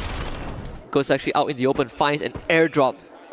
Bit of a lady luck to say, fortune smiles upon the bold. Pain Gaming so far have really been tearing it up. Well, this next circle should give us a rough idea as to how the movements of the squads will go. Circle 1 still pretty balanced in the middle. Just moving down south side a tad bit more. Redhawks. The read is pretty accurate from a lot of these squads, but Redhawks getting into a little bit of a tussle here at command post. Not the best of things to happen to the squad that needs a miracle in terms of points. And Nejad could not get away. Crime dropping down like the god of death with the M590 delivers exactly that. I felt like Redhawks made the wrong read. I guess command post is an Onyx place to be at. They made the rotation straight in. And now Onyx are going to chase down as much Red Hawk members as they can. Kutush will be the first point of contact. Ducks away to the sub. There is a chance for them to lead Onyx into Pain Gaming, but if you are Red Hawks, you cannot be in a position where you are just running for your lives. In this case, they don't really have a choice. Kutush puts up the glue wall, but it's only a matter of time before Noki blasts through that, and Kutush will just have to fight for his life. Doesn't have the health bar to do so. 3 points for Onyx. I had the right gun, just did not have the right timing there. That plasma gun had enough bullets in the mag to continue spraying on for days. It just didn't help the fact that the assault rifles are now doing more damage to those glue walls. Glue wall melters are very useful, but the assault rifles will bring them down in no time as well. Zyro actually making a rotation down to the southeastern side and run straight into BRU. So that's going to be some information given over to the team. Instant revive for Onyx. Nothing much was lost in the process. Zyro opts to drop back to command post, even using the binoculars. As we turn our attention to Mammoth, that's where Redhawks escaped to. They will be near Pain Gaming as Movie Star R7 takes on Falcons. Great recovery here for Redhawks. The double revival will still keep them in play. R7, no Riptide Rhythm's gonna block him. The chrono popped instantaneously. Doesn't take any damage whatsoever. On fire. Backs away to the rest of his Z members as Della is found. Peter with the aggression on fire though. Misses by a single second. Circles around, finds another window, calls for backup in Kororo as well. Electrotherapy on play, but it's not enough. On fire though, keep the squad in play. On the drop of the M590. And the pickup is not too troublesome at all. Falcons making quick work of Movistar. Yeah, Games King try, he really did. Joker was able to run away to confinement. There is a vending machine there. They should have the coins to get a revive going. AGAL not doing that well. Cypher and Barros removed from the equation as lost now. Towards that nade, actually a bit of a ricochet. Dew able to jump away. Can they pluck him out of the skies? Dew is going to land, but General and Haone is on the case. Trying to go for a swim. That first one is going to miss. Shooting fish in the barrel. Dew makes it to dry land, but Los continues the pursuit. Good double glue wall, and Dew sends the response. He's got the M82B. Riptide Rhythm breaks down the defense. It's Hanaral. One more shot required, and Dew missing the final opportunity. Haone stepping on out. Dew taking on 2 players at the same time, but not enough glue walls to keep him safe for long. Dew finally is sacrificed, but bought the squad enough time so the rest of them could get away. Saved by a tree, General. Ducking behind nature to keep himself in the running. Dew going down. Puts AGAL at once more another precarious position. Sure, the revives come true, but they've lost big weaponry. Vision System, the second place finisher in the previous round, now finds themselves head-to-head with Dragons Esports, the 2 teams that both Gideon and Tash mentioned earlier on in the head-to-head. Dragons not too far away from the top 12. But once again, the teams that they're going up against here in the bottom 6 are mostly from Groups A and C who are in play today. Alpha 34, the one squad that can't do much about their position. Hot shots as well. So 2 spots guaranteed. In order to make more, they need to push Fluxo out of the leaderboard here as well. And that is most definitely going to take a massive amount of points. Vision System, I wonder if this miracle play can continue for them though. It's looking more and more possible for sure. Yeah. But the consequences of that would be pushing up Fluxo means that Hotshot is guaranteed to not qualify. Oh yeah. Because they are the next on the list, they're next on the chopping block. I think it's pretty much guaranteed already. Hotshots are not going to be making a 2-point rush. They're just way too close to the bottom of the leaderboard. And the rest of the teams don't really need all that too much. For example, Dragons, they only need about 20 points to catch up. Yeah, 20 points. That's not a lot. I mean, Dragons in the previous game, massive stuff. Getting to that final circle, 6 eliminations, it's going to be more than good enough for them. They just need to do that, and they've got 4 chances to do so, right? So I'm hoping EMEA gets a shot here at Point Rush. Doesn't matter what they pull away from the Grand Finals. Seeing them there at Point Rush and Grand Finals itself is going to be absolutely fantastic. And it gives them a chance to win the whole thing with the Champion Rush format. Amen.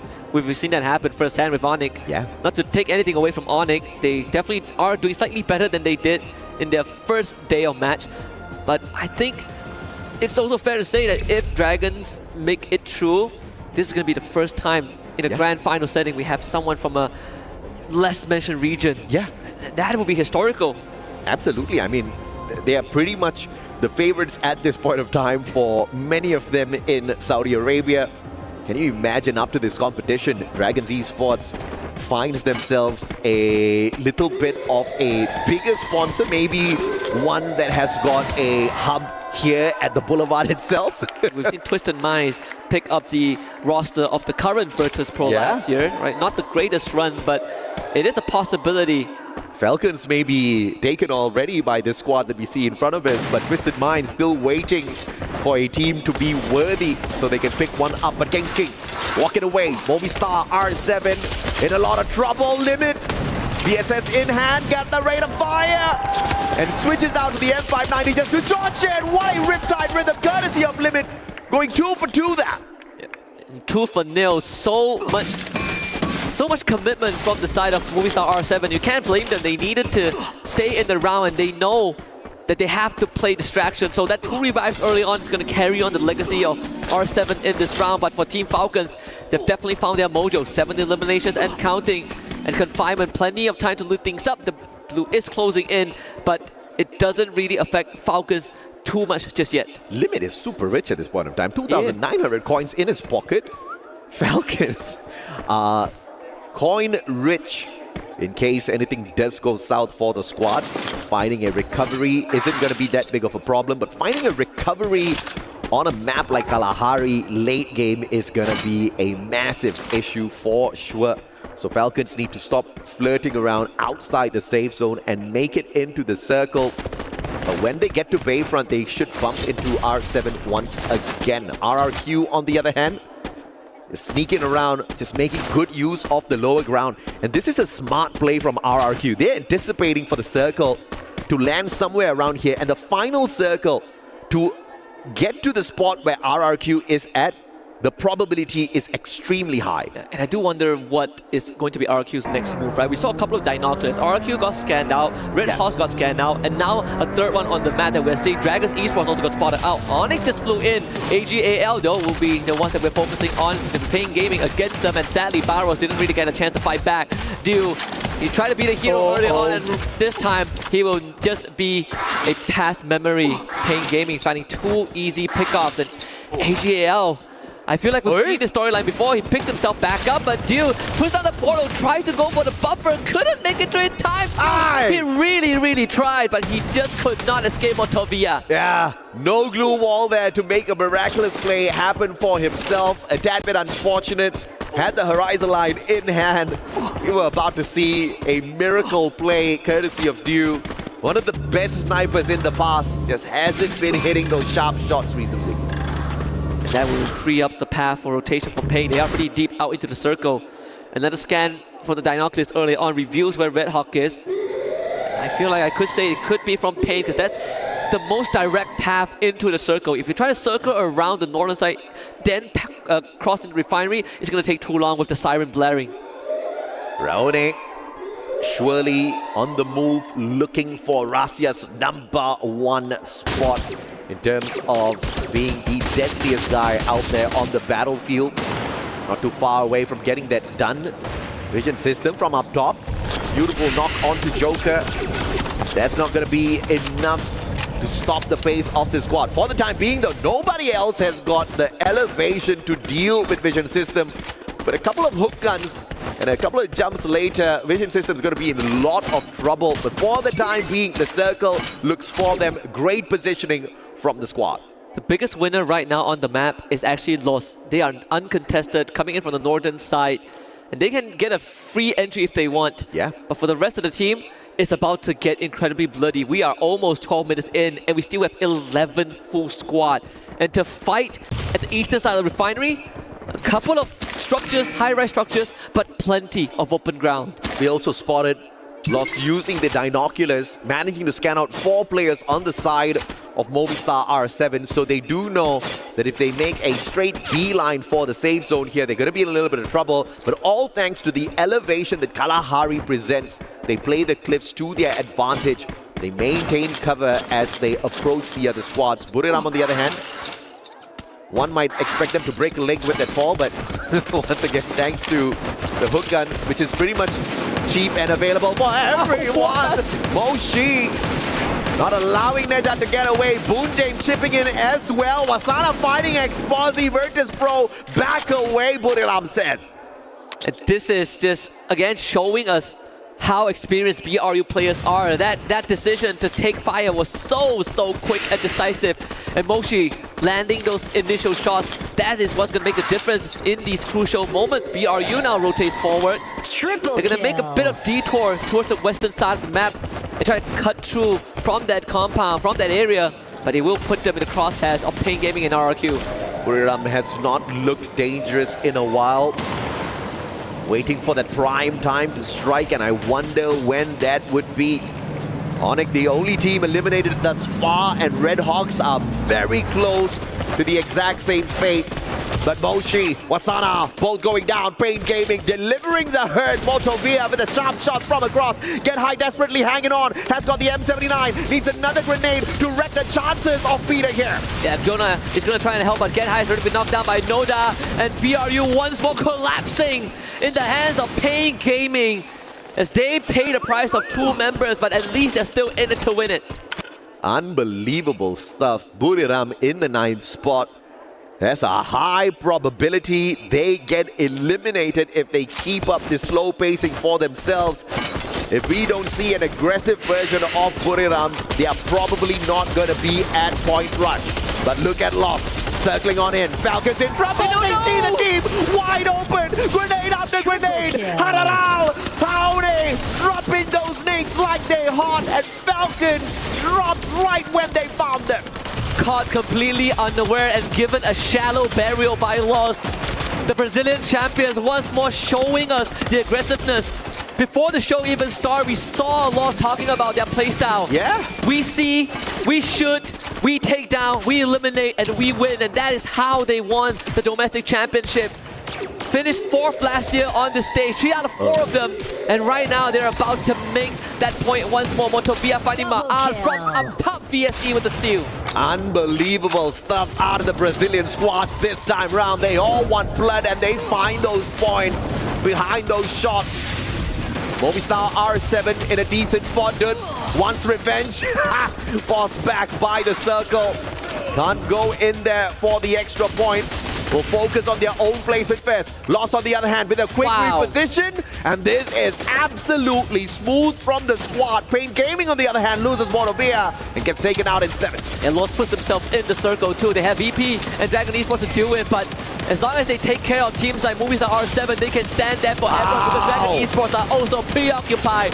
Like shooting free target. Welcome to the firing range of Dragon Esports. VSE and RQ having a tough time dealing with this team from the Middle East as Lost locks in their 15-point and counting.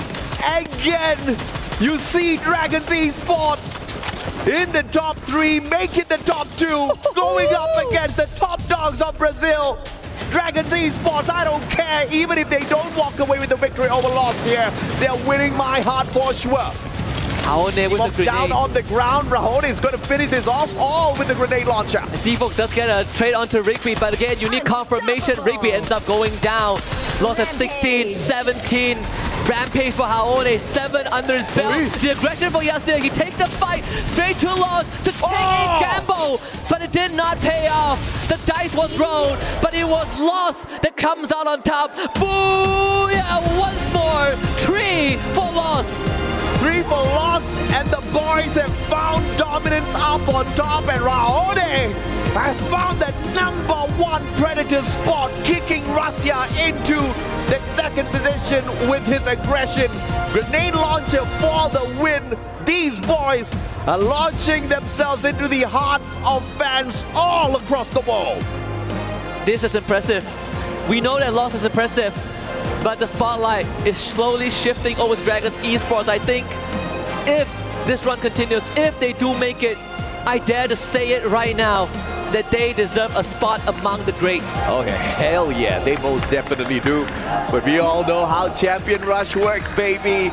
The field is open for the play. Even the underdogs of the competition, all they need to do is just sneak into Point Rush, get into the grand finals, hit those 80 points, and walk away with a booyah to call themselves the champions of the Esports World Cup 2025. Free Fire dominance right here out of Brazil. The consistency is mind-blowing. It is. I think for Lost, they have more than proven enough to all of these rounds that they are the ones that has a very good chance of winning the whole thing and finishing the job from last year. But for Dragons Esports, keep your eyes on them, because 3 more rounds and we will find out if they do make history in top 12. We'll send it to a break and we'll be right back with more Free Fire action. Quadra kill.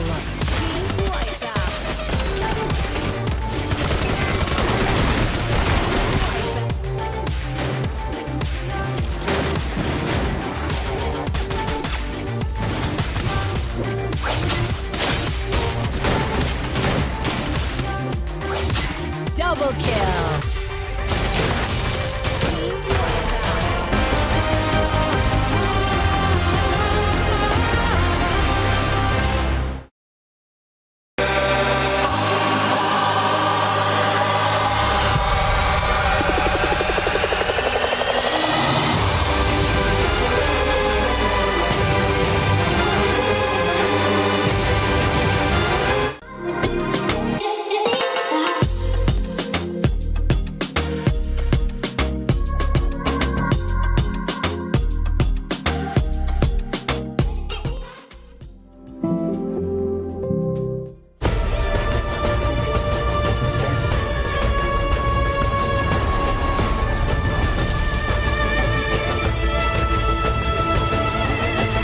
This land is calling.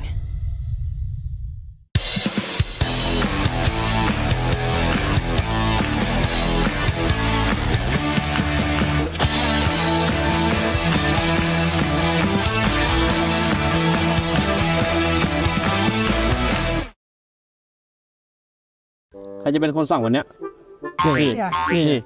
นี่ไม่ต้องเดี๋ยวปล่อยชุบเลือกไอเจลดีกว่ามาไม่ต้องเถียงกันละเดี๋ยววันนี้เล่นเอง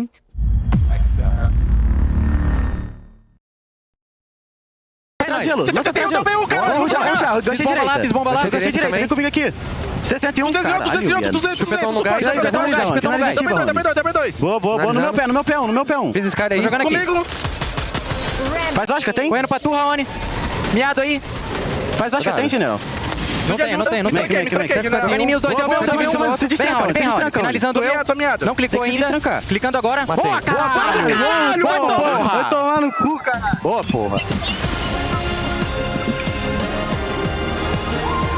It is all downhill here, folks, because we have just passed the halfway mark for day 3 of Free Fire at EWC 25. And LOS secure the 3rd booyah of the day, this time on Kalahari. Welcome to the very fluffy panel, folks. I hope you are enjoying the show, the matches, and obviously your very fluffy panelists. My analysts, we have a lot to talk about because that was a really calculative game of Free Fire. 10 minutes. We still had 12 teams. 48 players. Everyone played so slowly. Neptune, you got to break this down for me here because, I mean, why did everyone just suddenly slow down? Yeah, it seems like they are going in for placement points first. So they don't want to be that aggressive. But we've seen a lot of aggressive gameplay. But at this point, especially in Kalahari, there's a lot of survivability factor. With that hook gun, you can get away as quickly as that and revive your teammates. I think you're looking at this with rose-colored glasses, Neptune. This is ridiculous because Lost are honestly changing the game here. They're forcing teams into each other. They are taking so many elimination points, and God, cool guys don't look at explosions for a reason. And not to mention, Lost, where are they on the leaderboard?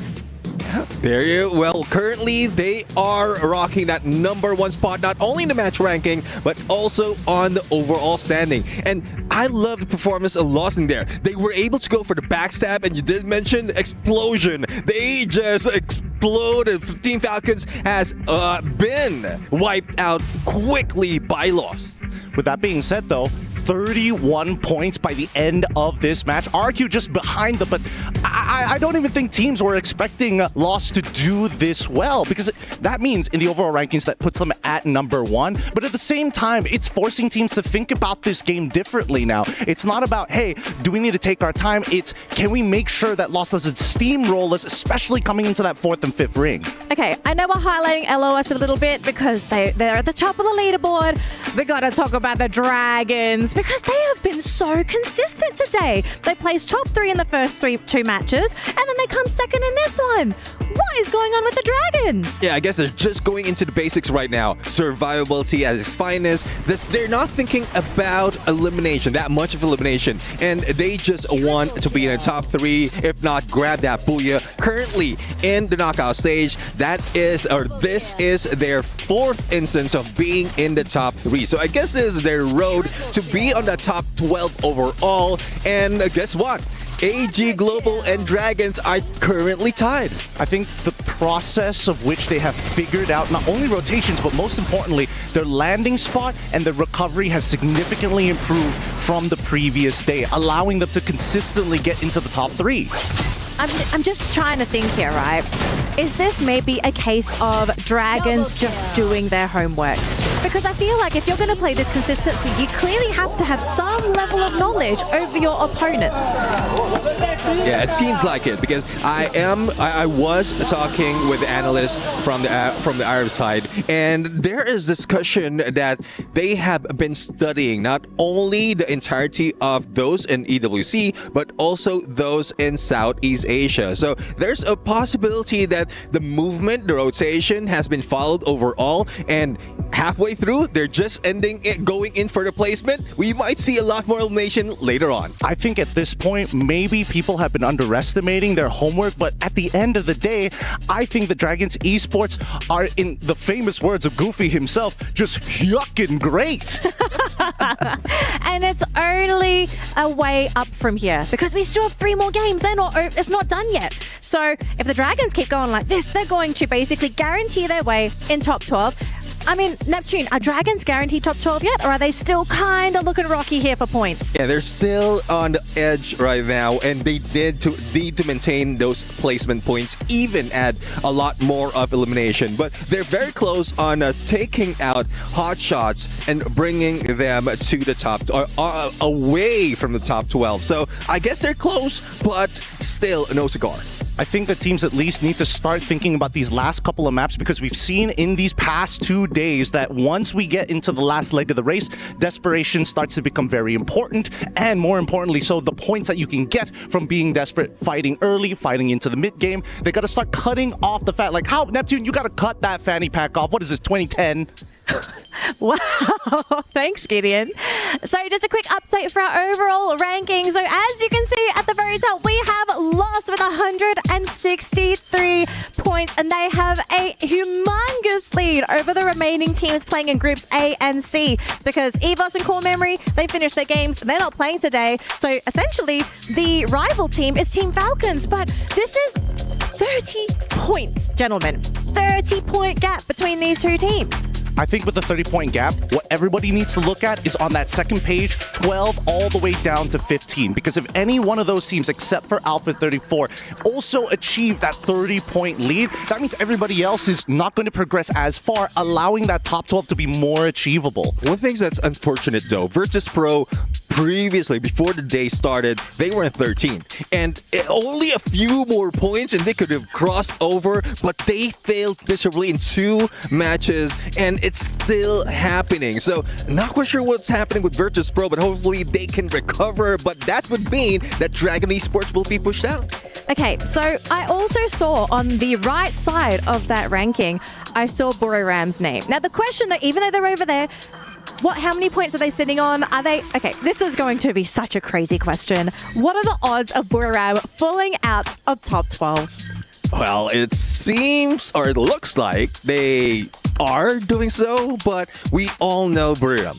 They won't let it go, and when it matters, they will be getting all those points. It just so happened in this instance, they went in for engagement a little bit early, so it's tough to call if this is really a play for them. Well, I think we got to cool the stage off a little bit because we did have a bit of a sweaty match just now on Kalahari. So it looks like we're ready to fly into Alpine survivors. Gonna throw over to our casters right now as we get ready for game number 4. Thank you very much, panel and Danley. This is exciting because the top 12 places right now look so tight. Currently in 12th and 13th place, AGAL alongside DRG both at 79 points. It could be anyone's game, but to be even more secure, you want to try and overcome teams such as Hot Shots right now. Yeah, Hot Shot, they are slowly relegating themselves to be under the top 12 threshold. And for the teams that is within that threshold, they have to be careful because we are left with only 3 matches here for Group A and also C. This 12th team definitely need to pump up more in their game. So we're going to move into Alpine here for game number 4. After that booyah from loss and aggressive gameplay here by the Brazilian team, I could believe that maybe loss could again surprise us with an amazing game. Yeah, Lost look really good. 3 booyahs throughout the entirety of the days they've been playing here. They're aggressive, they are hot. Rahone is playing incredibly well. And there are so many situations where you thought they were at the back foot. They had lost 2 players already. Then what? They bring the players back in. The recovery is incredible on Bermuda this morning. Yeah, now we're looking at Alpine. We are looking at drop spots of the players, but it looks like we might have a scuffle here in Snowfall as R7 and Buriram are dropping at the same place. Bounty has been placed on a Virtus Pro Diamond by, I believe it's by RRQ. So with that said, RRQ now sort of have information regarding the position of Virtus Pro. Meanwhile, we are now panning on towards Snowfall. As I said, it's Rainbow 7 and Buriram. However, on the river mouth, Dragons and Red Hawks are at it right now. Aggressive as heck right now as DRG. They're going aggressive. Kutush falls Blade as well. And Blade can't even be recovered anymore.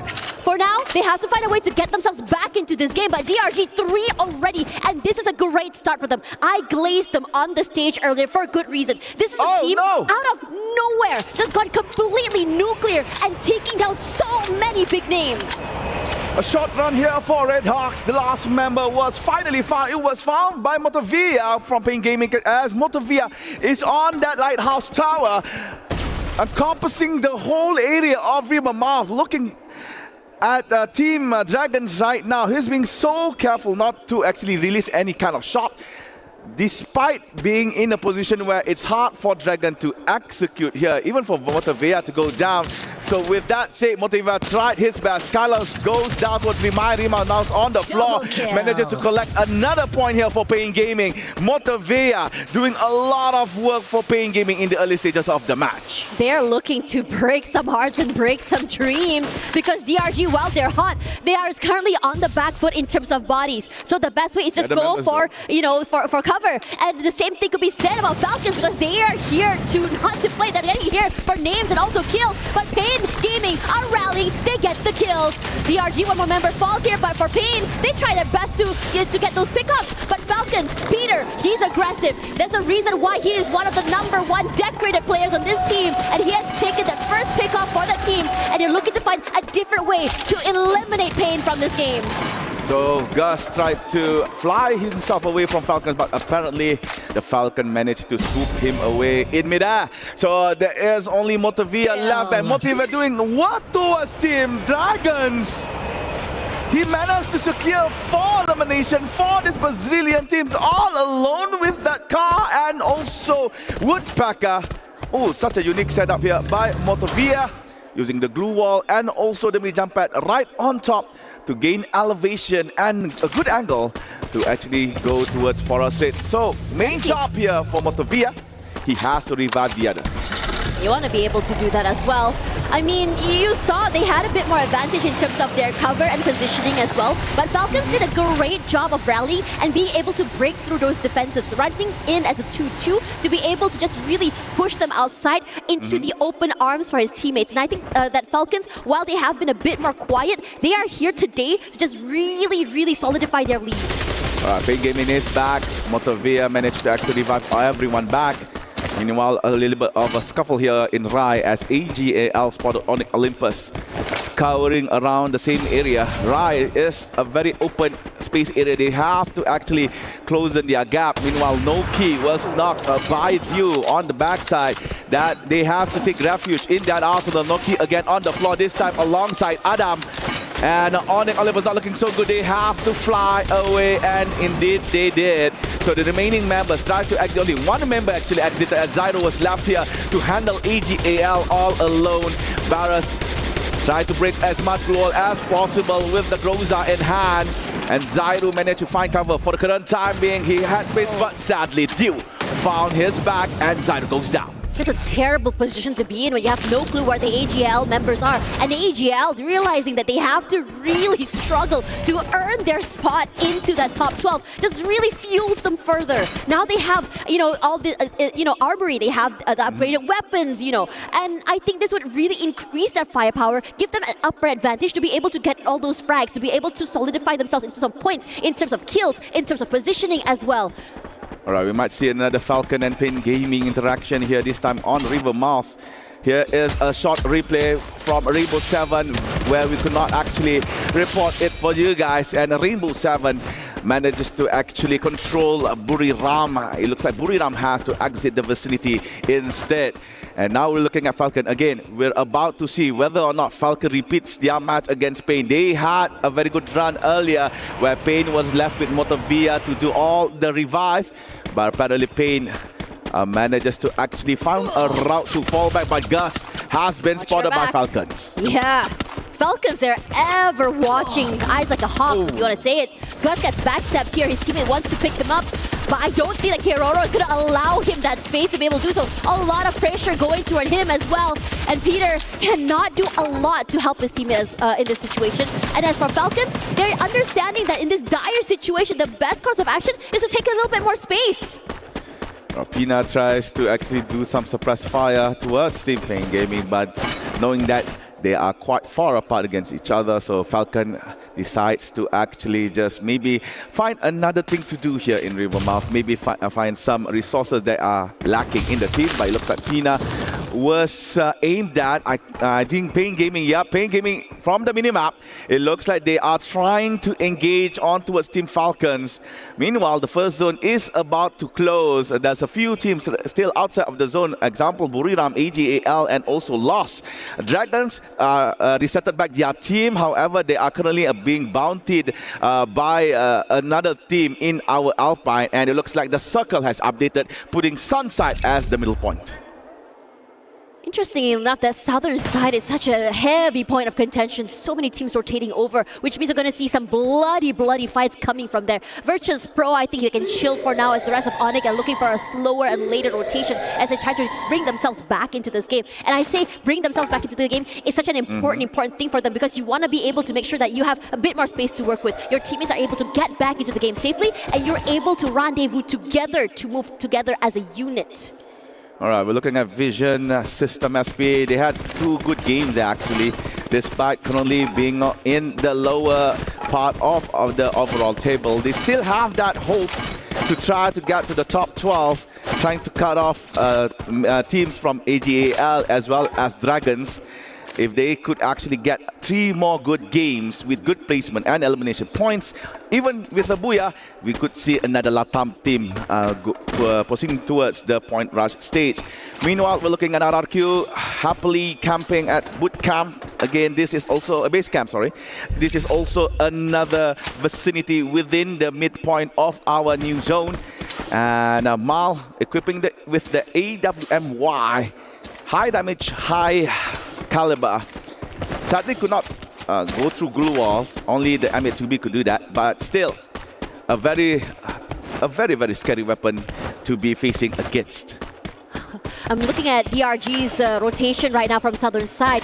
This is a very, very scary rotation because they are currently right against the zone. And most importantly, if they do break into that circle, there's Falcons waiting for them. There's AGAL waiting for them. And that's the worst part because AGAL and DRG are currently on that same amount of points. They need to both be able to kind of like break each other to be able to earn their spot into that top 12. And it's really scary, especially when you're up against a team like Falcons. Another potential team going to point rush. Movie star Rainbow 7. Playing it slow, does not enter the zone early. From Railroad, it looks like they are up to go to Carousel. But the thing about playing in Carousel is that there is a body of water, so if they were to play around near that water, it could prove detrimental. Meanwhile, again, another team has entered base camp. This time around, it is Virtus Pro. Yet to get an elimination point in our game right here. They are side by side with Team Falcons as well as Team Vision System. Meanwhile, Lost just exited Rivermouth. You know, I think the panel had that question just now. Will Buriram United actually make it to that top 12? Can they actually, maintain that point to be able to secure themselves here? And, I think the panel had a good, indication of saying, yeah, it's Buriram United. You don't really have to worry about them too much. They're explosive. Right. They can start the day strong. They can still get enough, enough points to just maintain that top 12. And then suddenly in the point rush, in the champions rush, they hit the ground running. But in this situation where so many teams are this competitive, how long are you going to be just sitting on that back foot? Are you not going to try show a bit more of the competitiveness, or are you just going to just do the bare minimum here? I believe the bare minimum would be the least effort they could put for Buriram United, because judging from the points that they have, they are at high percentage to proceed to the next stage. Same goes to Lost right now. We're looking points, at them. Yes. Yeah, same for Lost right now. They are quite how can I say, comfortable to be current being, as they have sufficient points to be proceeding towards the point rush stage. And again, this is the airdrop brought to you by STC. Okay, very nice. I'm not so sure what's inside, but I believe this is a golden airdrop, so maybe either a Groza or AWM inside. Now we're looking at the Vantage Bridge where Dragons reside. Awaiting them in front is AGAL, but they are going to use that mini jump pad to try to go to front. And Dragons awaiting the new zone. And talking about the zone, those who are inside are actually right smack in the middle. Falcons, Virtus Pro, and also I believe only one member of Team Onyx Olympus. Therefore, the team that is in the middle of the zone will try to kick beat. Meanwhile, RRQ and R7. Yeah, very aggressive coming for RQ here. They're hot off that win this morning. They've done the rituals, and it's working out very well as R7 just crumble. Games King falls as well. The rest of RQ just taking their time, moving together as a unit. They've gotten 2 members of R7 already, and they can now chill. They're playing at the side of the zone here. The rest of R7 forced out there, back in the open, into the zone again. This is the question. What are you going to do here? You have a vehicle, yes. You have to go for a longer rotation for sure, but time is ticking.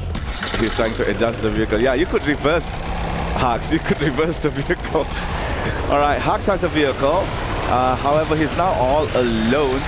Not much coin for him to revive at least one person. So his only option is either to survive or trying to find maybe a respawn platform. But sadly, the current circle does not provide him that option.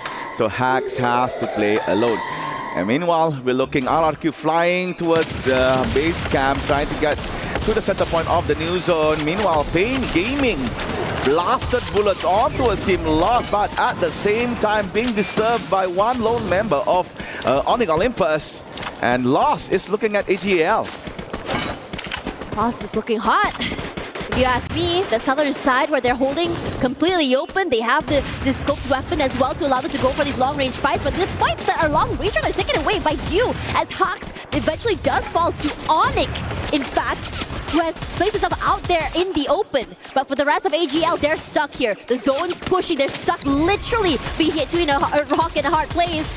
As Rigby finds that first pick-off, Sypha falls, has to recover, can't do that. The glue walls are just falling so easily, melted right now, taking so much damage. Barros as well, the numbers are dwindling, and AGAL don't seem to have an idea how exactly to recover from this situation. Dew alone here, and now the members members have followed a double kill for this guy who's putting in so much pressure. AGL falls, and I think for DRG, this could be the holy or the hallelujah moment they needed.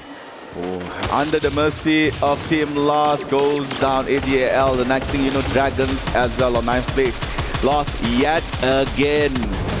Shoving bullets this time on towards RRQ. With the M249, definitely the weapon of choice of taking down barriers as well as glue walls. So Lost controlling RRQ, forcing them to be inside of the building. Meanwhile, Onyx Adam is following Virtus Pro all on his own, and Adam finally got caught, but RRQ Dudes with the grenade managed to get a triple, I believe, as Adam and 2 members of Virtus Pro have been eliminated. Exposy and Diamond has to run away. Exposy has to tank the snow grenade a little bit, and there you go. Onyx has been eliminated at 8th place, and now Chaos is upon them near base camp. Because this hard shift is making everyone fight for that spot. But RQ is doing phenomenal in terms of positioning, in terms of style of play. They have already 10 eliminations at this 5th circle, and they are still going on here. They just found the members of BRU as well, taken them down, and now they're on a rampage. Who else they want to go for? They set their eyes onto Lost, puts a bit of chip damage, but not enough. But still, they don't have the zone. They have to rush forward. But because Pain and Lost are on this fight here, Pain is just going super aggressive. Rahoni falls, and RQ are happy to take this space away from the rest, who are later to rotate into the circle, but they're not done because Falcons is here to stop them.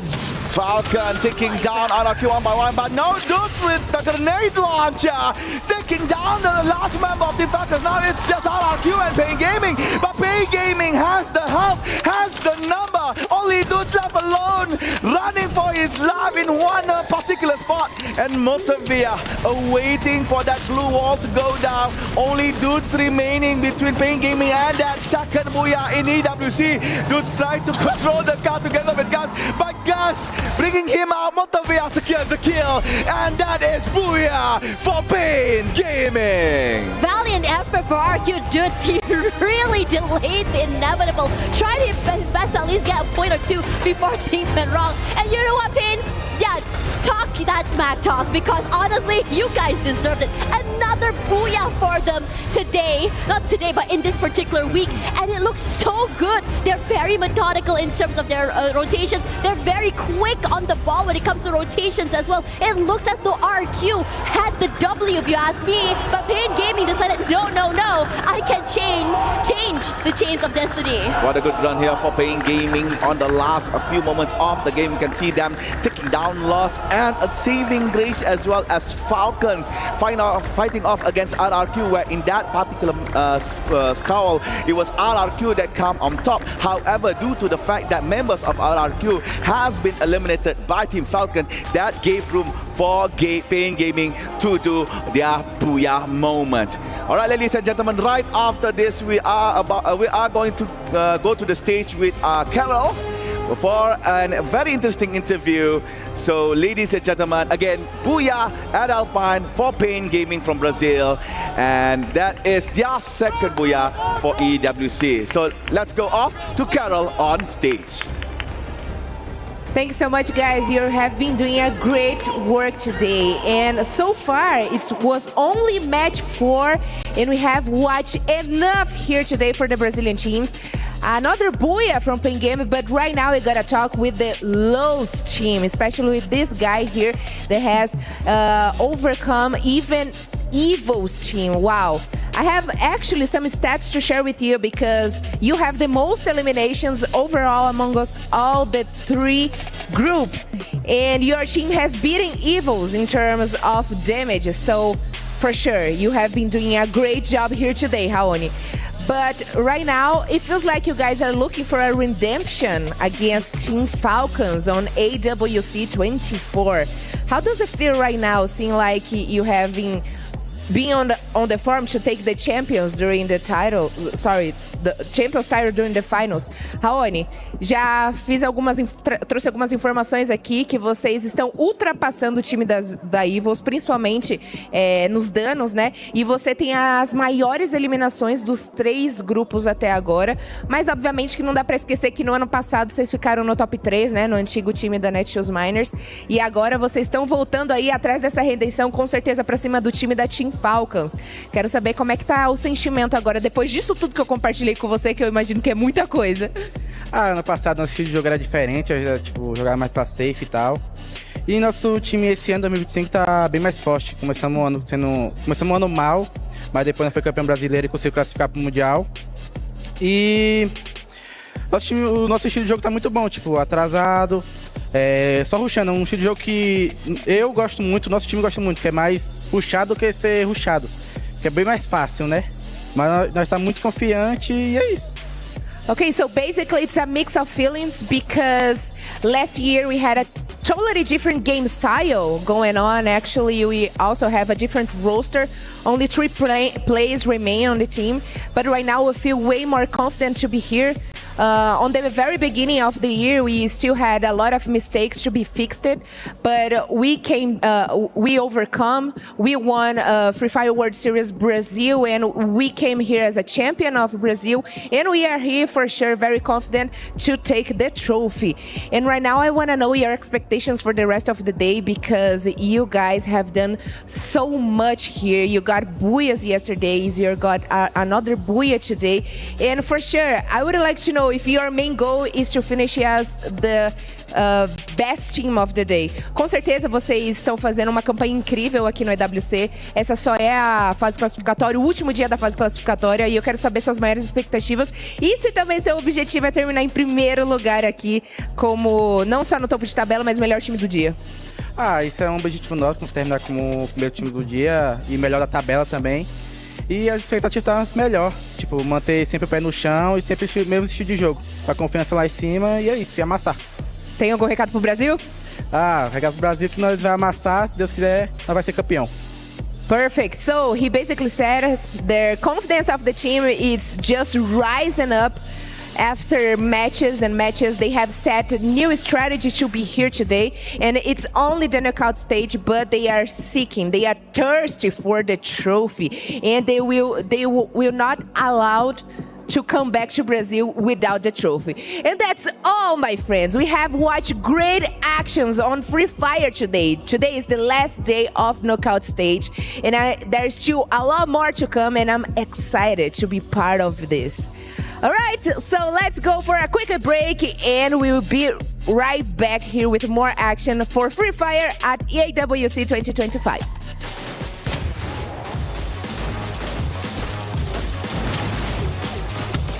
Double kill.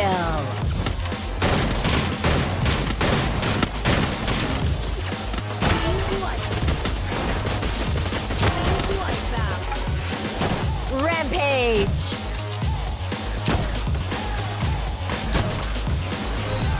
Killing spree. Killing spree.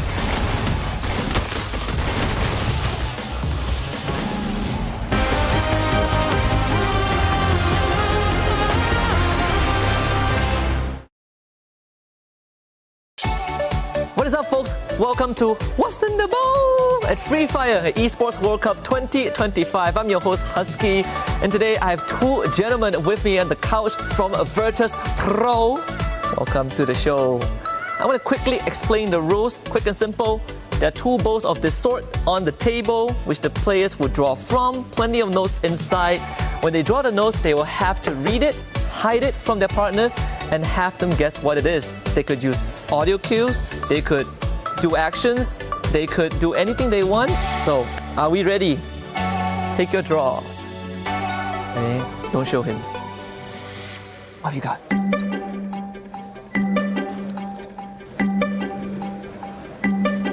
ปืนไฮไลท์เก่าปืนสายไฮไลท์เก่าสองยาว M1004 ใช่ปืนถ่ายไฮไลท์เมื่อก่อนเลยแมปใหญ่อะที่แมปใหญ่เล่นกันอะใช่แบน12ใช่ Yes, correct. The SPAS 12. Okay, good job. Number 1 point for you. Now it's your turn. ปืนสไนเปอร์ EWM ไม่ใช่บาเลตไม่ใช่คา98ถูกต้อง ที่กูถือทุกเกมเวลาเปิดคลังแจคลังที่กูถือทุกเกมเวลาเข้าไปในคลังไว้ปืนฮิว Killing pistol. Okay, so pew pew pew. วาดแป๊บแมปทะเลทรายปืนสลิง Congratulations, we have a tie, but we need a tiebreaker. Rock paper scissors. ก็ต้องคือเปล่าต้อง And we have a winner. Yay. Right, since this is called What's in the Bowl, I have one more thing in the bowl for you guys. You ready? Ready to know what it is? It is. Good luck, VP. Good luck for EWC. And that's all for What's in the Bowl. And I'll see you guys in the next one. Hi everyone, it's Yunsul and we are here at the Esports World Cup 2025 Boulevard. Very lively here, the gaming district, place for you to enjoy esports. But the most special thing about here is the food. Southern region dishes, all of the regional dishes, food. Who doesn't love food? Because I am. So I hope you guys will enjoy the moment on the camera. But if you can, please come here and share the fun with us right here at Esports World Cup 2025 Boulevard.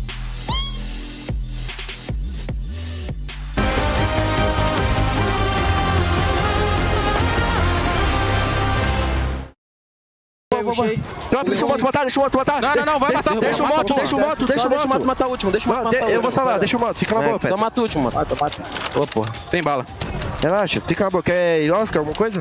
Faz esse sigilo aí, força esse sigilo aí. Verde, dá uma tira. Vamos na panela. Mas não mata. Não mata, Pet. Fica na boa. No carro. Vou pegar o carro pra ele não pegar. 6,49. Tem que pegar aqui, vai pro gás. Matei, porra. 10 kills. Vai, porra. Você, caralho. Você, bate, pô. Pain Gaming show us pain by securing the 4th Booyah today on Alpine. RRQ, so close, yet so far. And unfortunately, no back-to-back Booyahs for any of these teams as of yet. But we did have a off-camera discussion about this, Gideon. Pain Gaming needed that Booyah, and now they picked up the bunch of points. Is Pain safe? Are they feeling safe now? Or are they still on the verge of maybe having a bit of an instability moment? Well, I think, two things that are going really well for Pain Gaming as of right now. The second half of the maps is something that they've, shown us on day number 1 that, hey, we can actually get a good amount of elimination points on top of placement points no matter the map. So that consistency is always great. Second of all, the fact is they're breaking into top 12s pretty easily. I think they are relatively secure. I mean, Neptune, you can fact check me on this one because, again, this is based all off of gut feeling. Yeah, I mean, they have breached the 130 mark that we keep talking about. So, yeah, currently 5th. And then also that final 5v5 or 4v4, it also brought RRQ to top 6. They have breached it with 131 points. So, I guess for these two teams, despite of RRQ not getting that booyah, I think they're in a safe spot. So it seems like these teams, they are locking in their spots here for that championship weekend.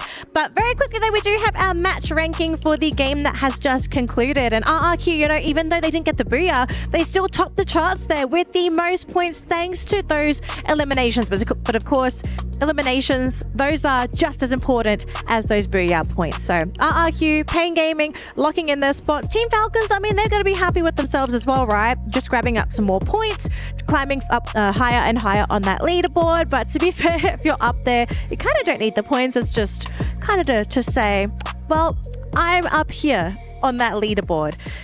But we're not done. We are not done yet. We still have 2 more games to go, and we still have teams that are vying for those points to make it to top 12. So what are we looking at on that leaderboard? Where is the danger zone? Are we looking at maybe 10th place until 14th, 9th until 11th? Where we kind of going here?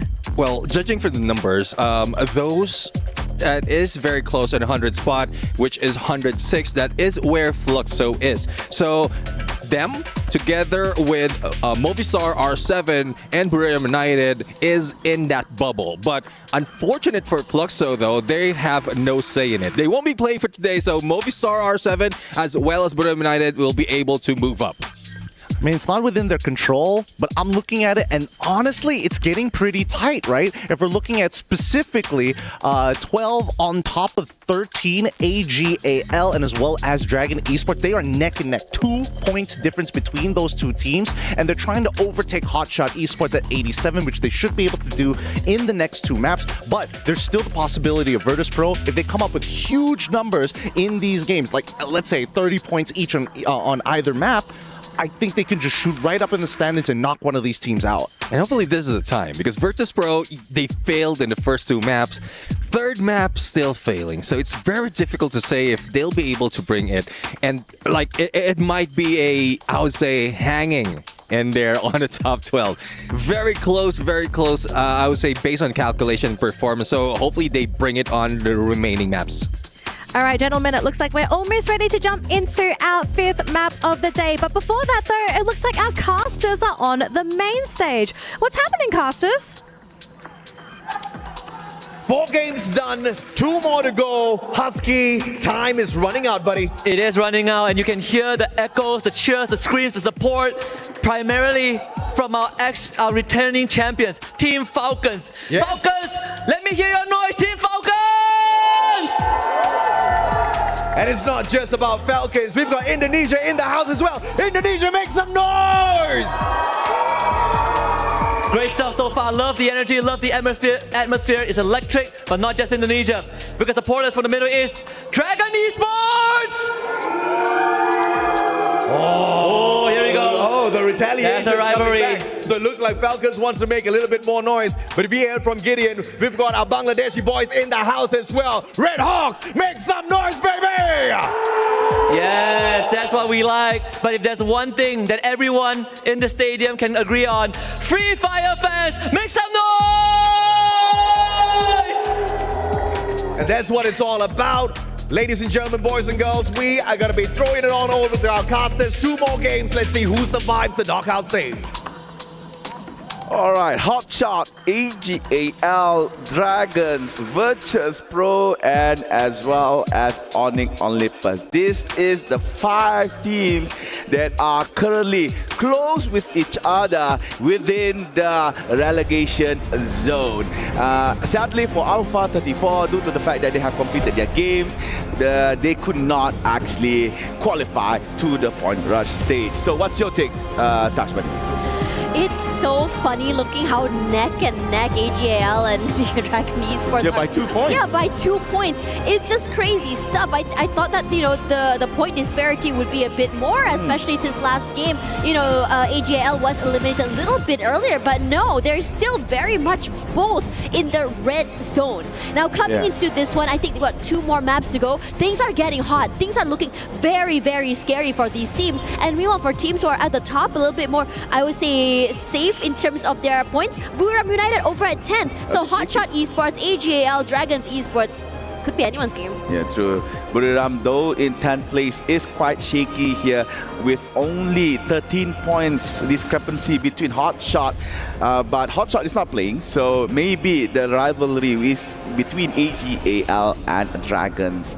And right now we are in Nexterra. Whether or not these teams that we have mentioned could actually improve here, because anything can happen in the world of Free Fire. As you can see, Loss has managed to actually gain 2 elimination points. I believe they are fighting against Team Falcons right around Rustown. So we just have to see. General has been eliminated by Pina. That was just the recent thing that we could see in our match. But sadly, Falcons, they had to sacrifice 2 of their members on towards Team Loss. Meanwhile, Loss, you can see that empty Sexy, very Sexy here, has managed to revive those who has fallen. 2 for 2. Fair enough. But the fight's not done. Pina will be the next one to fall. Paone today has been really sharp, very adept, very aware.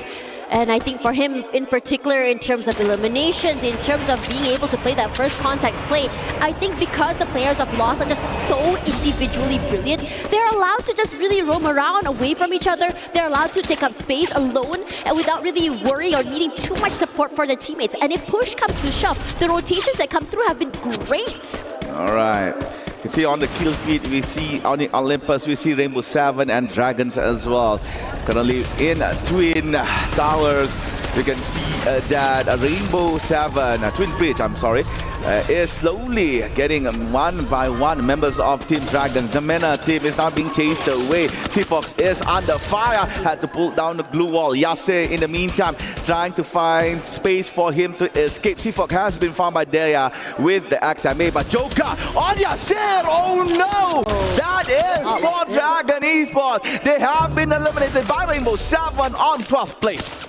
And this is just music to AGAL's ears to be able to just really solidify their lead and leave DRG with the back foot here.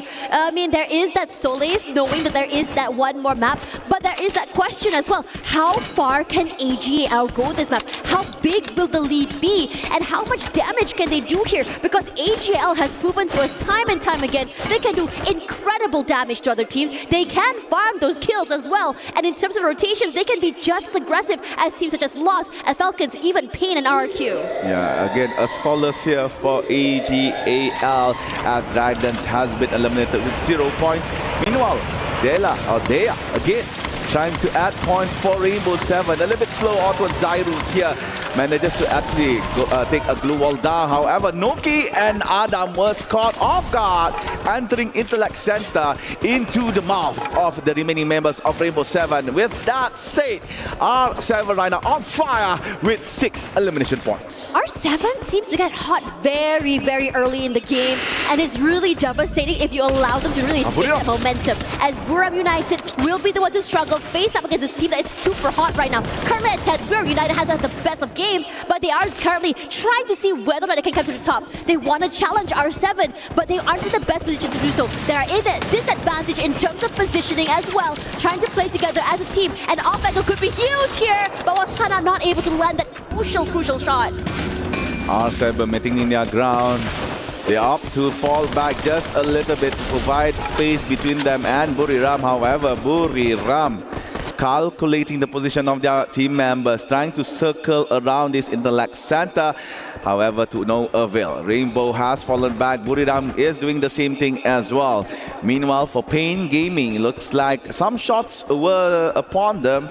However, they, again, similar to our teams in Intellect Center, has to reroute their journey back towards, I believe this is Deca Square, with the pink flowers on the ground. And on Deca Square, from what I can see, there's no one there, so it is safe for Pain Gaming to try to reset and regroup. A lot of movement. Onyx already very happy to it from Topia, just chilling there. I think this is just side by side with another team as well. I believe it's Red Hawks over in the same vicinity here. But most of all, I think most teams just don't really want to take these early fights. Everyone's starting to be, nope, spoke too soon there. Red Hawks and Onyx finally committing to this fight. But the same thing could be said about Virtus Pro and RQ, with RQ taking the more aggressive approach, taking up so much space already, rushing forward, extending it. But RQ undeterred, they have a player all the way in the backside to play this long-range support as well. Nice shot onto Benjum, but not enough to take him down. So for the time being, RQ, VP happy to play a little bit more passive and just play together as a team. Diamond ate a lot of damage here, but this is a time for Abai to just rush forward. Not enough to get the knockdown. He rushes through, gets more damage onto a Diamond, but still not enough to get the shot. Some nades thrown out. Blue wall set up to set them up for success as well. And the rest of VP, they're saying, no, not today, dog. We are just skedaddling out of here. But Boon Jam not able to run away with this slash. The same could be said by Exposy and Diamond as well. Because we have Pain Gaming here as well, trying to join in on that fight. Abai is chasing right now. Gets another point to his name. And RRQ with 3, happy with that, and saying, okay, let's not pursue this. Pain, you can have that slot. Nice push by RRQ, forcing Virtus Pro to flee back towards Deca Square, where Pain Gaming reside. Now inside RRQ and Pain Gaming is at it together near Deca Square. You can see from the southern side of the map, lasers are being pointed out by both Pain Gaming and RRQ. And the update from the new zone, you can see that it encompasses Zipway, boxing gym, as well as a little bit of mud side. Meanwhile, RRQ dudes, who has been decimated by Pain Gaming. However, there is a small trade by RRQ as well by taking down Motovia. So some long-range pickoffs as well through that kill feed. Right, as players are coming back into the game, no problem for Pain at least to bring Motovia back in here. But the southern side is still very, very aggressive, with Lost coming into the fray as well, getting 2 members of RRQ. RRQ here is scary because they are a team that's sandwiched between both Pain and Lost. These are 2 very, very strong teams. Kiba and Dudes, I think they're separating here. Dudes going for a longer a little longer rotation away. Means that Lost is going to try and find their way to just really dwindle down those numbers. Knows that Kiba is close. Every point is so precious. But RRQ changed the trajectory of everything. A double kill already happening. Kiba playing a bit of a ring around the rosy. Jump shots abound here, but Lost this time were ready to receive. RRQ not in a good spot here. Dirts has to be revived twice after he tried to land in mud side, but then again has been eliminated by Team Lost. So for RRQ, they really need to re-strategize. And look, talking about RRQ, now Mal is in a predicament. Whether or not should he fight Pain Gaming Peter, or should he try to fall back? But it looks like the first option is the one he chosen, and he has fallen. 6 points here for Pain Gaming, with Motovia and Peter still alive. Pain Gaming prolongs the fight, prolongs their survivability. Without that, I mean, Pain Gaming, despite being on the back foot, less bodies to work with, they're still as aggressive. They're playing like nothing else matters. End of the day, you make it into, the point rush, you make it to the grand finals. They're very comfortable forward. What do we have to lose? Let's just go all out today. And the team that's currently on fire is Falcons. I have to say, for them, these late rotations, these late fights have been doing them so much value. But for VSE, this is an interesting situation because they had a terrible, first day. Coming into today as well, the first half was just dismal. And then suddenly it felt like the third eye opened and the momentum fell into their laps. And they're slowly but surely trying to claw their way back into the top. But it's not going to be an easy feat. That's true. Vision for today had 2 games with good placements point, but sadly not enough, as elimination is quite minuscule. Right now, as you can see, they are again playing the placement point strategy, playing right around the line of the new zone, avoiding teams early on, and playing it super safe, looting maybe extra boxes that is around, but still, again, avoiding conflict with any players in our map. Meanwhile, on the kill feed, you can see Red Hawks managed to actually get a point from Pain Gaming, eliminating one of their members. And Falcons still within near the outside zone is struggling to actually enter the new one. Meanwhile, AGAL comfortably found a spot here near boxing gym. Circle shift once again, with teams such as Onyx as well as R7 already very comfortable with a nice space to work with. AGL playing by the side of the zone could potentially slowly become the gatekeeper if they choose to be. We'd love to see what's going on over there over to AGAL. I saw them a bit more active here, but the same could be said about LOS, Loss.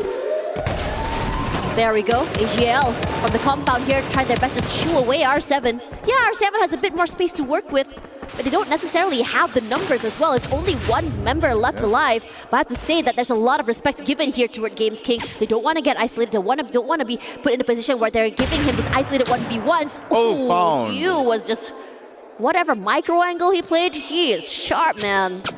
I wish we could get a POV of you on how did he get that pixel shot on towards Games King. But yep. Then again, R7, last remaining member, was eliminated, and that is it for R7 here. 10th place in Nexterra. Meanwhile, RHK or Red Hawks from Bangladesh managed to actually knock down Moshi. That is a huge elimination by the team. And Red Hawks really needs the point right now, as they are quite far from the 12th spot zone. I believe around 40 points.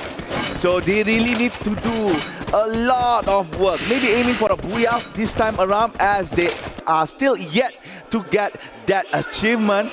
Meanwhile, Buriram finds solace or finds safety in the arsenal nearby. However, there is as well Onyx Olympus. Meanwhile, Alpine Gaming is yet to enter our new zone. Oh, Gus goes down. That's a nasty shot to Gus. It's a very painful place to be in as well. Gate kept out of the zone with so much pressure coming toward you. Knocked down already here by the play zone, but Lost take this as a situation where they can go a bit more aggressive and just really rally to take the space away. They're stuck in a corner here with VSE running for their lives. They're separated away at least 3-1, but with Red Hawks rushing forward, they're trying to see whether or not they can win this fight. You have Pain also coming through, but Motovea somehow knocks himself down, and that is an unlucky situation. The same could be said about Noda X as well. What is going on here? Pain gaming out, but the fight still continues as Blade tries to find that nice opportunistic angle, weaving in and out of that chrono zone. Finds nothing quite yet, but VSE, they're playing this angle to perfection. Whoever that had encroached their space is the one to pay the blood fee. Red Hawks jumps in to try to execute Team Vision system, but suddenly they are the ones being hunted down. On the other side of the map, it looks like Lost and Falcons face off against each other. It's going to be 3v3. Kiroro running low has to be knocked here. Pina really needs to get out from his own glue wall, trying to save Kiroro. Meanwhile, General and Ranu. Oh no, Ranu! Oh, Ranone. Sadly could not survive, and that is it for Lost. Limit. Surviving member for Falcons will try his best to continue the journey of the Green Hawks. But now EGAL might deny entry for Limit. Honestly, I have to say, for Lost just now, they just got boxed in. It's just an unfortunate situation. And AGL, it felt like as soon as DRG were knocked out, they were like, yes, this is our gold opportunity. They felt really good. They're just aggressive right now. They have 5 eliminations. They're already here, all the way toward the 6th, the 4th circle. Limit tries to rush through. He's still very much alive. I'm surprised that he's able to break it. In fact, getting a pick-off onto Cypher somehow. But that's not more. They can do that because Simal is not going to deny him that situation. Falcons eliminated at 6. But still, the rest of RRQ, very, very happy with this news. They're on a rampage. Meanwhile, Onyx, together with a Vision System and also Buriram, all in one tight spot near Mudside. EGAL has a lot of real estate to play with. They opt to try to go towards the team RRQ. Bar running quite low, goes down. Diva as well, and that's it for RRQ. They are no more. Now it's up to Onyx from Indonesia to try to carry that Indonesian flag. However, there's only Zyro left hiding in the corner. And it looks like EGAL trying to assert dominance, securing position outside of Matsai, and this is not good for Vision System nor Buriram. You gotta stop them? This is illegal. How do you just walk up and shoot someone in the face without anything? Just so fearless right now. They've taken up so much space off that circle as well. Yeah, the circle is shifting, but if anyone tries to rotate out of the building, you know that AGL, will be ready to receive. VSE moving in tandem with the zone, and this is smart. They have put themselves so much cover to be able to rotate. Buriram United, the same thing as well. Zyro, the only surviving member of Onyx here. What are you gonna do? I think AGL want to go on a hunt. I think they probably have a bit of idea where Zyro might be, but Zyro, he's being very sneaky right now. One wrong peek, and I'm pretty sure one member will fall from AGAL here, but the fights on the other end is starting to get hot. Yeah, the glue wall that is standing in front of Zyro will be there for so long as it might melt. Yep, there you go. Zyro has no more glue wall. AGL instantly goes for that Lone Indonesian trapping him in the corner. And for EGAL, this is a pinnacle moment for them, as this could be the game that could secure them the point rush. Managed to find Zairo. That is 8 for EGAL. Onyx now on 4th place. We are left with Vision System, EGAL and Buriram. All three of them are quite far apart against each other, but Hugh has AWM, has the long-range weapon to work with, and they are controlling Buriram. Honestly, Buriram United has a nice area of hell protection as well, but AGAL is also making it life hell for BSE right now because they're sandwiched between the two different areas. You hide on one end, you're gonna meet with another team here, but the zone is not particularly in favor of AGL. They gotta move right now. Out there in the open, they take a more aggressive approach. They want to rush forward to BSE, and I think BSE knows they're preparing themselves with the utilities, with the heals, with everything else in that kitchen sink. But AGL really taking their time here, understanding their predicaments. Yeah, Vision System runner is actually being pinned between two Thailand teams, Buriram and EGAL.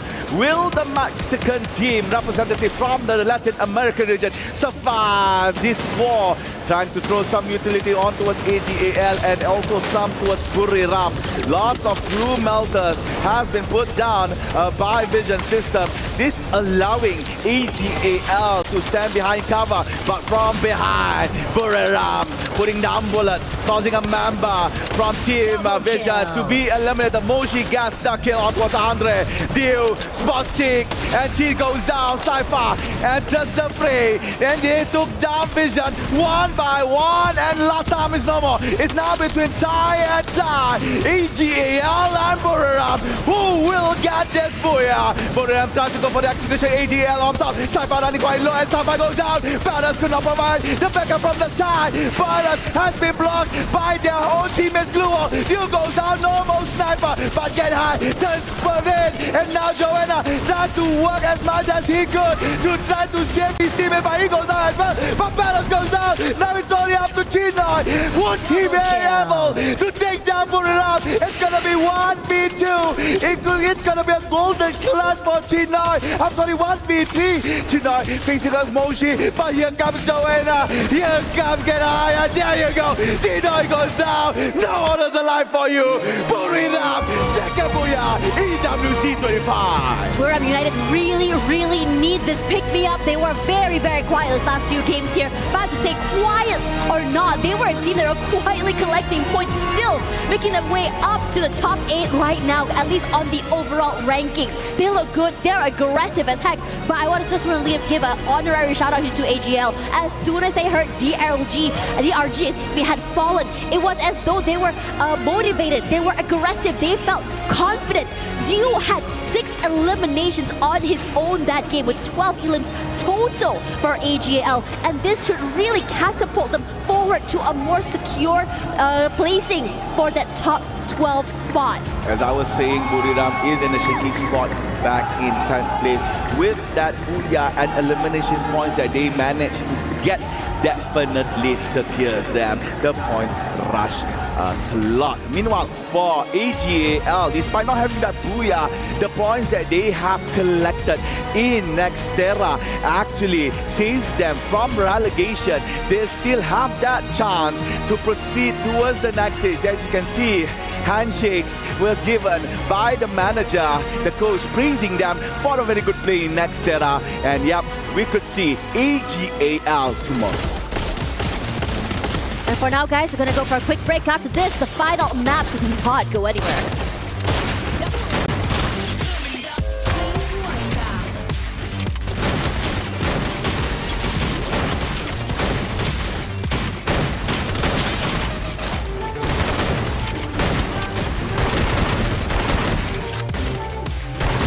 Double kick.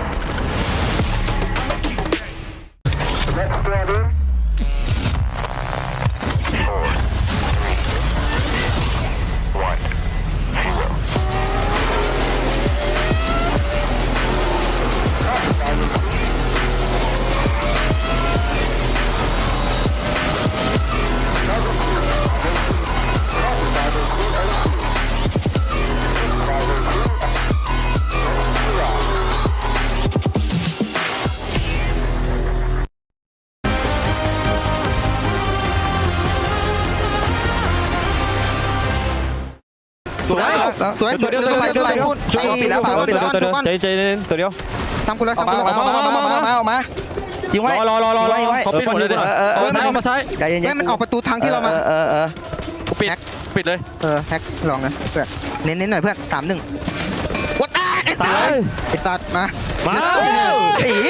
ไอ้มาบังเหี้ยออกมาล้วเนี่ยไอ้เหี้ยแม่งฟรีเลยมาใต้บูญาคิวบูญา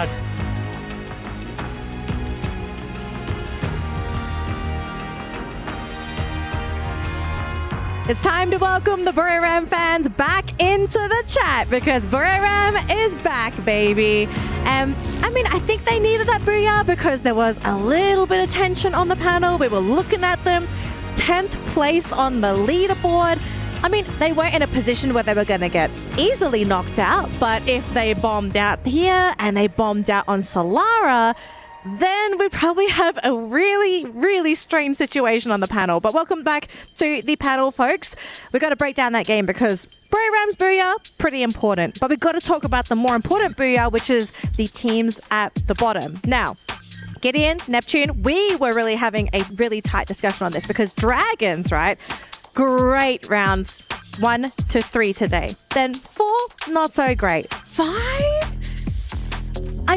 I mean, not the best, you know? We've seen them definitely play better. Yeah, I mean, we've definitely seen them play better here, but I mean, this is just one of the maps where sometimes you just flop. I think that's totally fine. They're still in a pretty good position. But it's like the worst time to flop, Gideon, because they are in 13th place on the actual leaderboard, and they kind of need those points if they're going to make it to the next. Look, somebody had to do it, right? I was hoping that Buriram gets a game in. At least they did it now, so I can... now it's whatever. If Dragons do it, okay, sure. Yeah, I guess for the first few maps, they are playing it with placement point. And I guess this is when they tried to go for elimination, but instead they get eliminated. So I'm sure by Solara, they will try their best to survive a little bit longer. Yeah, so it's Dragons. We've got a conversation with Hot Shots going as well because they are one of the few teams that could just go all the way back home. So, Hot Shots. They're at risk. Dragons at risk as well. Are there any other teams that are at risk on that leaderboard? I think that with this second place finishing coming in from AGAL, that puts them in a more comfortable spot for sure. Okay. Is it safe to say they probably are guaranteed? Because I feel like they scored enough points to kind of push them over that line. Here's the thing. That's when I'm starting to think that maybe Onyx, Virtus Pro could get some big game points and then turn things around. But I'm more worried about the teams who've got nothing to lose. Teams like VSE, for an example, who are kind of like, hey, they can technically drag one of the teams down if they just do a little bit of targeting and some caught drop in, might turn things around for them. Yeah, it looks like they've been doing that for the past 2 or 3 games. Vision system, like it's quite surprising from the past, their first one going down, but now they are being part of the top 5 for each map. So this is what we've been looking for, not only from Vision system, but for the other teams as well, who didn't really get close to when we break the difference in terms of points for the top or for the bottom 6. So I don't know. They will be the ones denying those struggling or trying to get to the top 12. Yeah, but keep in mind, we're also playing on Solara, a map that a lot of teams are not comfortable with. And I did take a peek at some of your stats because their numbers are really interesting. On average, technically this was the last round that Dragons played on Solara. We're going to focus on this team because they played so well at the beginning of the day and they're so close to making the threshold. They scored 8 points. So, is 8 points, do you think, would that be... Let's say they did 8 again. Is that enough to just scrape them by? Is that enough, Neptune? I feel like if there's anything that we need to be worried about, it's coming into Solara are the previous Booyah achievers, right? Previously, we were starting to think about Vitality, but guess what? Now that they're not playing, the next that comes in line, Pain Gaming. Yeah, exactly. I mean, one thing's for sure, there's a lot more that can be said by Pain Gaming. Well, I just want to add something because we were talking about Hotshot and probably they are like in the bottom of the ranking, right?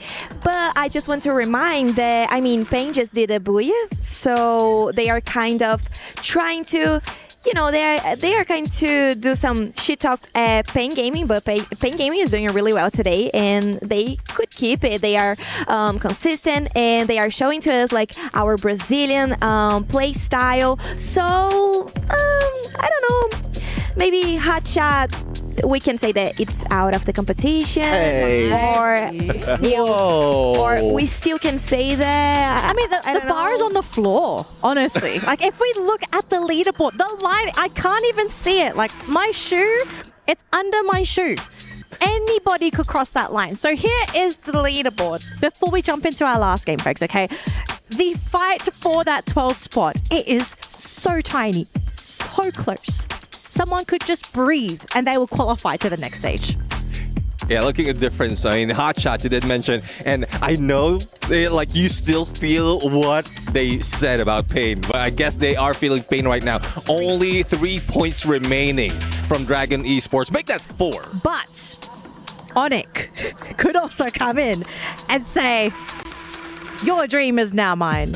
Hey. If we're talking about Onyx here, we also got to keep Dragon Esports in the mix, because let's say they get 30 points in the next upcoming game. That means if both Onyx as well as Dragons do well, there's a potential that Fluxo gets knocked out. I just don't want to be part of this conversation. I will keep the city here, or maybe I'm looking I don't want to be part of it. You don't want to be part. I'm not sure. I think Fluxo will pass through the knockout stage and will go to the point rush, because last year they did like exactly the same. They ended the knockout stage at, I think, 11 or the 12th position, maybe. But well, we need to see. We need to keep our eyes really open to it. But I don't think that's the. I'm not scared of it at all. Look at these boys. They look confident. Look at them. They are looking confident. I'm not gonna lie. Okay. They are looking confident. You know what I would do if I was Fluxo right now? I would be begging the teams at the top of the leaderboard to get all the points. Say, guys, don't give these simpletons points. Hey. Buriram, Falcons, you have one job. Maybe they Take are. all the points. Maybe they are, but I'm cheering for them. Everything is gonna be fine at the end of the broadcast. Yeah. You guys, you can talk about me. You can talk about it with me later. Well, let's see if there's going to be enough points to go around, because personally, I don't think so. But most importantly, game number 6, our final round of the day, is ready to kick off. We're flying over to Solara and wrapping things up today here at Free Fire at EWC 25. To my beautiful casters, take it away. Solara, the last stand for many of these teams. Dragons Esports, Onyx, VSE, Virtus Pro. Oh no, it's gonna be real hard. Alpha 34, Red Hawks as well. And right now, all eyes are on Onyx here. 84 points. 3-point difference to Hotshot to be able to secure that final slot for tomorrow. And to take what Neptune has said just now for Vision System SPA, Neptune said that they had nothing to lose, so they could try to pull a team down from the top 12. However, it looks like they had, I think, just looking from the points, they have that chance to actually try to get to the top 12 place as well, because the difference between Team Vision and also Hotshot is just so little. Okay, again, this is the 6 teams right now. They are in the very low threshold of our point. It's Hotshot, Dragons, Onyx, Virtus Pro, and also Vision. Again, I would like to say Vision System and Hotshot, only 12 points difference. Very, very minuscule, very, very small. So if Vision again goes aggressive, just like they did in the previous games today, we might see them instead in the top 12. We have no clue what's going to be happening. I mean, AGAL was just, I think they were just usually, in the middle of the scoreboard, not too aggressive, just taking their time. With DRG losing 1 point, I mean, yeah, this is a rough start for them. And they gotta hustle. They need to do something to be able to just really secure just 3 points away from Hotshot. And meanwhile, you have Vision with a nothing to lose attitude to be able to overcome so many different teams here. As VP opens up this game with Pain in trouble, Motovea also falls, but Peter rallies with Diamond also falling next. And now with VP, 3 players still very much alive here. They can go for a reset, try to find where exactly Peter's gonna be. He jumps forward, he takes up the way that space, and is looking really good. It's making it so hard for them to be able to bring back the teammate, and they finally do so. Peter waiting on the wings here, decides to reposition himself to another safer area, but finds nothing quite yet, so he's just gonna take his time. Motovea has been revived from the knockdown. Fuwarak, who is trying his best to try to bring VP to win this fight against Pain. Finds Motovea right at the backs of the vent, as well as Gus on the top. However, Exposy was traded off, and it looks like VP could still survive as Peter is left alone for Pain Gaming. Shouldn't be too much of a problem for Peter to go for the reset. The recovery is good, but the biggest problem right now is to be able to exit this building, get to safety, cross the members of VP, and I think he might be able to do so because R7 is here, because this is good. This is the golden goose, the golden opportunity. Not a good opportunity for Virtus Pro though. They need to survive. They need to prolong their survivability to get the placement, to get elimination. Crime MKS, who suddenly appeared out of nowhere, was caught by Joker. Diamond and Fuwarak. Tony Hawk's away with the sliding rails, away from Rainbow 7. That was so close for comfort here for Virtus Pro, and they managed to prolong their survivability in this game.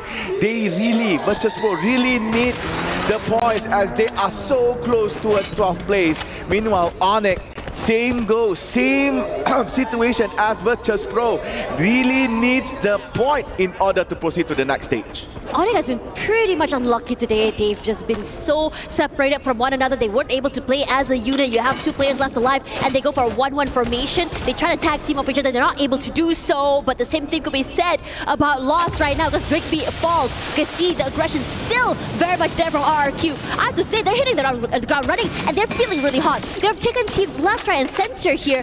And with their all eyes onto Lost, it's going to be interesting how they want to approach this game. Nando9 does bring back Rigby into this game. It's a matter of whether or not RRQ actually wants to push the issue. All right, RRQ still on a stalemate here with Team Lost at Delta Isle. And Alpine tries to actually try to slide in towards Team Lost. However, he was stopped in the middle of the way. They used the slide yet again, but this time around Lost actually retreated from Delta Isle. They might want to go towards Windmill. However, Windmill, there is another team there. We're now looking at Dragons. This is the MENA team currently with 84 points, shy of only 3 against Hotshot that is currently on 12th place. They really need to survive and gain points. Back to Delta Isle. We want to see this engagement, and we're getting it right now as RRQ finally did push the issue, and they are just completely frying. But Lost rallies as well. But it's gonna be hard because General is down, and now RRQ looking to eliminate the final member here. Nando9 running away with his life. Lost 2 members left. Nando9 trying to steal away the attention for his teammates, but Nando9 cannot do more than that. And there it is, Lost knocked out fairly early. The first team to be eliminated. What a stark contrast here as RQ takes the fire, and they are looking and feeling real good. Kiba, come on now. Freestyling in front of Nando's box.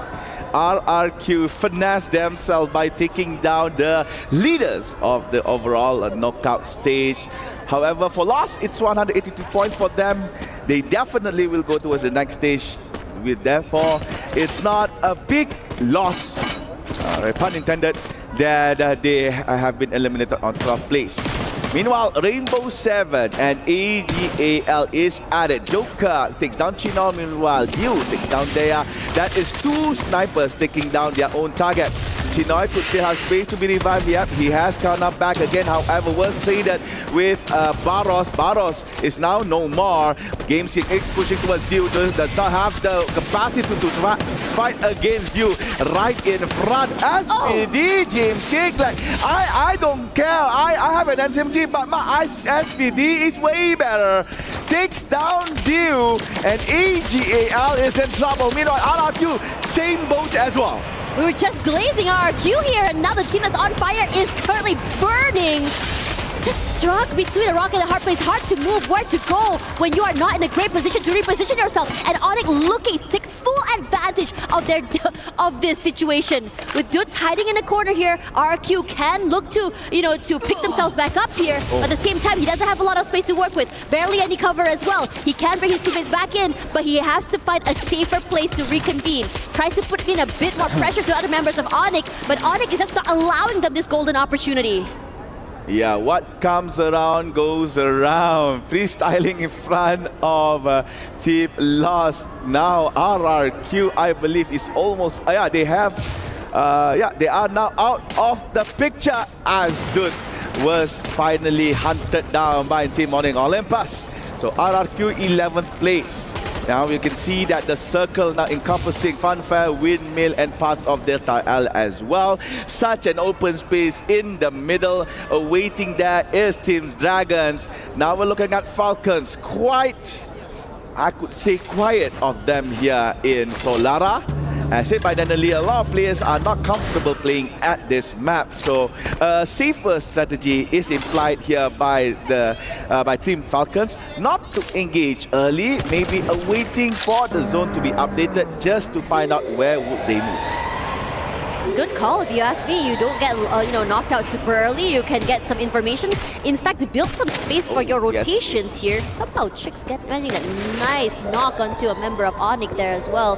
I wouldn't say it's the best of situations. You are in the arsenal, but you have access to it. But the problem is getting out of it. You have 2 exits, yeah, but it's so wide out there in the open, and a lot of these players know how to abuse these micro angles, these off angles as well, which is just so devastating. But for now, I think our Onyx is just going to stay put here because it's right in the middle of the circle. You want to be able to survive for the time being there. Hold your position instead of trying to force yourself to go for these rotations out there in the open. I could see the smile on Saifa's face when Paying Gaming passed through him. Now Saifa, as the ninja as he is, second time this week, notice something's happened. Yeah, he managed to get clear open the now, and now Saifa was found by Motovea. Alright, Saifa is in trouble, has to handle the 4 members of Team Gaming. Oscar dash towards the back, but no, Motovea say no, I have the eyes of an eagle. So Saifa goes down, that is 3 points for Pin Gaming. And for the other members of AGAL, they are actually not around, and they are actually far apart as Barros is in Archway. Meanwhile, Chino is right around TV Tower. And currently we are looking at the Red Hawks. Their hopes to go to the point rush stage has closed as they do not have sufficient points to qualify to the next round. So all they need to do right now is just 2 things. Have fun or drag someone down. I mean, why not ruin some hopes and dreams here? They can get into that circle. It's not going to be the easiest rotation for them either. Gate kept by Buriram United out of all teams. You can try and rush forward here, but you know that players from Buriram United, they are very sharp, especially from just sharpshooting players out of the sky. Also, Falcons close by as well. This long-range area, they cross between them. It's going to be devastating. The crossfires coming in from both these teams. And I think that Red Hawks are kind of aware of this situation. And AGAL with Barros alone managed to actually get back Chino and Saifa. Chino was actually found by Paying Gaming. The predicament between these 2 teams is yet to be resolved. However, Barros managed to actually save AGAL, and they are now back in our game. As for Dragons, this is a very important game for them. I believe for placement-wise, they might have the points to cut off hot shot, but they really need more in order to avoid Team Vision, Team VP, even Team Onyx cutting them from the back. However, now we're looking at Red Hawks trying to engage towards Team Buriram United. Buriram United, instead of just really fighting them head on, they decided to just proceed a little bit more further back to allow themselves to be able to play a tag team situation. You want to be able to just disallow for these quick trades, disallow for isolated fights, and they're very patient when it comes to this. They're waiting at the windows. Instead, in case someone pushes out, they want to be in a situation where they're ready to just quickly knock someone down if they do decide to breach into their defenses here. And this question mark moments coming in from Red Hawks. Where exactly is Buriram United? How close are they holding on here? And if we go in together, is there a situation where we're able to just trade off one another as well? We don't want to be walking into a moving meat grinder. All right, it looks like VP lost one team member towards Team AGAL. The remainings are actually quite far outside of the zone. I'm not so sure whether or not Virtus Pro has the space and time to enter the safe zone right here. Same goes to Pain Gaming. As the circle is closing, they have to either ride a vehicle right here or swim to shore. If they have a jump pad, that would be the best option for them. But judging from how they are just sitting around scouting, oh yeah, there you go. I was about to say they don't have a jump pad, but they do. But oh no! Oh no! This Entering is the mouth of Rainbow 7, the food is being served on the platter. Games King tries to put towards Pain Gaming, however, was blocked by AR takes down good. No doubt was taken down by Turbo as well. Things are not looking good for Pain Gaming as the London keep one by one massacring them. Now it's left with Peter and Motovea, but Motovea has been knocked as well. Now Peter all alone, home alone right here for Pain Gaming. Peter has to work fast. Red Hawks, however, eliminated on time plays. I believe was eliminated by Buriram, but Peter from Pain finally goes down. There goes Pain Gaming, but Rainbow 7. Oh no, what had happened? Suddenly they lost, giving points to the other team. Rainbow 7 at 8th place. I have to say, a lot of teams had their eyes on that particular corner. It's rough. Even BSC is facing a lot of pressure right now from Onyx as well. It was rough because Pain Gaming came in first. Virtus Pro also out already. There's so many fights happening outside of our field of vision right now. And we can't really keep it up because everyone is upping the ante. Look at the points. Dragon now has the same point. No, actually exceeded Hotshot. So Dragon managed to find the points to be on the point rush stage. However, we should see whether or not Onyx or Vision System managed to cut them off. But talking about Onyx, it looks like Crime is now no more taken down by Dragon themselves. So the Mena team right now standing very strong on the top 6 of Solana right here. Really need to secure comfortable points against Onyx, against Vision, so that they will not be cut off from the back. DRG is not over till it's over. We chase till we can chase. But Buriram United is another story here as Moshi falls. Falcons have been fairly quiet this entire game. They haven't moved at all for where they are holding for the time being. These long-range fights just so on brand for them to be able to just really disrupt all of these rotations as Remind puts in the damage onto Onyx as well. Adam finally taken down by Anders, but it's not done quite yet because BSE, they want to chase. Adam knocked out finally here. Noki as well, and they're looking to take away any of these points. Triple kills taken away. Remind putting in the pressure, putting the hurt and the pain. The pressure onto Onyx is incredible right now. It's only one person left standing as DRG sets their sights onto BSE. BSE Vision System SPA right now under fire by Dragon. Dragons really need to take down that team. If not, there's a possibility for Vision to come to the top 12 with 90 points right now on Dragon. They really need to do work. Yase goes down. There's only 3 members left for the Mena team. Onyx gone. Onyx disappeared from the map. The hope for the Mena team is alive. But now it's up to Vision whether or not they will deny it. Dragon had to play outside the zone as well. Sala goes down. The kills are coming in by Vision System. They are trying to hunt for that booyah. Slaybox goes down. Dragons taken down one by one. VSC 7 elimination. It's just so close, Dash. VSC rallying. When Hope said no, they said nah. Let's change the trajectory of our fate. Wasana will be another one to fall. Buriram United falls to this team. But they're not done quite yet. Remind has 4 eliminations, a majority of kills from DRG themselves. just jump shots, just a reposition here. Tries to turn around. He can still waste some elimination points to really put in the pain to the members of Falcons. Vision. And this crossfire from Vision is not making it easy, and Falcons decide to choose their fight. They choose to take a bit more space forward, ignoring where DRG are. And DRG with only 2 members left on top side here, tries to rush forward. VSE aware, puts in the damage shot to remind. Their reposition's not enough to kill quite yet, and they are going to wait. Both Dragons and Falcons are moving with the Dons, however, only one floor apart. T-Fox takes up another. No! Falcon denies it from Dragons. Now he's after VSE. Vision, will they manage to get the first booyah here? Trying to execute on Falcon. They are in, but Jota goes down. Falcon holding their ground, forcing Vision to try to go from their vicinity. Andre now on the bottom floor. Chicks and Maxi still trying to guard that second floor. Falcon gathering all in one spot right here. But Peter tries to execute towards Maxi on the balcony. But Maxi goes down. Falcon is now so close to gain that booyah. Pina goes towards first floor. Kiro goes down as well as Peter. It's gonna be 2v2. It's so close. But Andre, red color now. That's off to G. Chicks is the only person that could bring booyah from Vision system.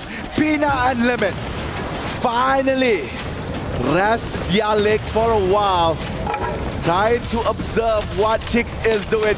But Pina goes towards the front. VSK in hand. Chick cannot hold it. It's a 2v1. Try to hold the line. Now, baby, because booyah for Falcons. The Falcons still stand strong. They stand tall, very decisive in what they wanted to do. Position-wise was not the best for them. Sandwiched between 2 teams, and they made that quick decision. What are we gonna do? We take this fight against VSE, or we take this fight against DRG? And they chose DRG, knowing that they are the team that had the lesser amount of players. And they were very methodical. These quick takings, this decision-making is just key on why exactly they got that last booyah. But the same could be said about that team from VSE here. This is a situation where it was so close for them to be able to rise up to the top. But despite everything, despite being at the bottom of the barrel at one point today, they still rally, they still chase, and they said, even as the maps ended, it's not over till it's over. Vision system almost yet again for the second time today almost secured that booyah, but they could not complete the game as smooth as they would. Falcons, this is their third booyah, I believe, in EWC thus far, and it looks like our returning champions are showing the colors of green in the sky with the closing booyah on the last day of the knockout stage. Now, the most pinnacle, the most important information we would like to know.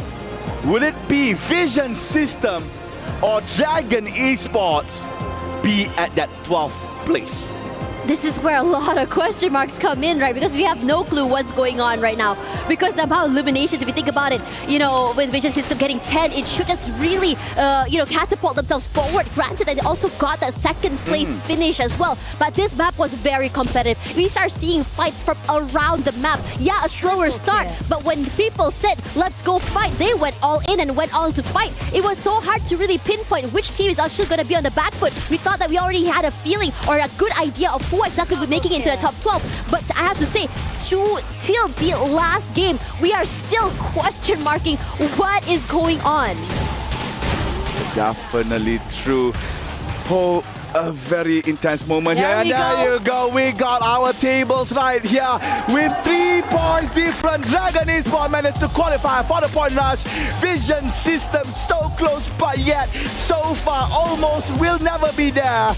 13th place for them. And with that said, Dash, please. I am so shocked as Vision System. They were at the bottom of the ladder in the beginning of today. But somehow today, they had really rallied themselves, almost making it there. But as you said, almost is not enough because there are only 12 slots. Dragons basically has clawed their way in, pushing hot shots below them, which is such a heartbreaker if you ask me. At Group B, it must have been so hard for them today, just not being able to play, not being able to do anything as the day 1 and day 2 had ended. They could only watch as other teams slowly clawed their way to the top and pushed them out of that leaderboard rankings. And for Team Falcons topping these leaderboards, they have come here not to play, but to defend their title. They are looking to say that there's a reason why Riyadh is their nest, and there's a reason why they are here to just really dominate. Lost, I think they had a phenomenal run as well, but a little bit too late compared to the rest of the teams. Yeah, to conclude our day, ladies and gentlemen, we have our 12th team towards Point Rush stage. We have Team Falcons, Lost, EVOS, RRQ, Pain Gaming, Core Memory, Buriram United, Vitality, Movie Star 7, AGAL, Fluxo, and also Dragon Esports. There you go, we have our 12, and right after this, we are going to go with Carol on stage. So Carol, what's going on? Wow, what a challenging and amazing knockout stage we had. And I'm happy to welcome here the top team of the day, the reigning champions, Team Falcons! Congratulations, guys, you have made it to the finals.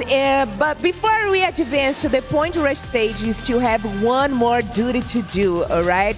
Right now, you get the honors to crush the bottom 6 teams' keys and send them home. Are you guys happy to do that? พร้อมหรือยังฮะที่จะบดขยี้กุญแจของทีมที่ตกรอบในวันนี้ครับพร้อมแล้วครับ We are ready to be the honor to do this one. Amazing, amazing. The crowd is going crazy. I love that. Yes, guys.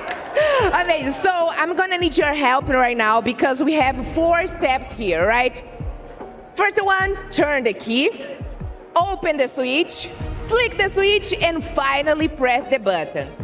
สเต็ปนะฮะก็ง่ายๆเลยนะครับคนแรกนะครับหมุนกุญแจครับคนที่2เปิดฝาครับคนที่3กดสัญญาณครับคนที่4กดปุ่มค้างไว้ครับผม Okay, so let's start right now. It's time for the crusher. First play, please. Turn on the key. หมุนกุญแจได้เลยครับ Perfect. Second player, lift to open the switch. Third player, flick the switch. Wait. Fourth player, you have the most important job right now. Because when you press this button, you're gonna crush those keys and end dreams here. Are you ready? ก็คนสุดท้ายนะครับได้หน้าที่ที่สำคัญที่สุดเลยนะครับคือการกดปุ่มเพื่อบดขยี้กุญแจทั้ง6นะครับไม่ทราบว่าพร้อมหรือยังครับโอ้พร้อมสุดๆเลยครับ We are ready So let's go press the button ถ้าพร้อมแล้วก็กดเลยครับผมค้าง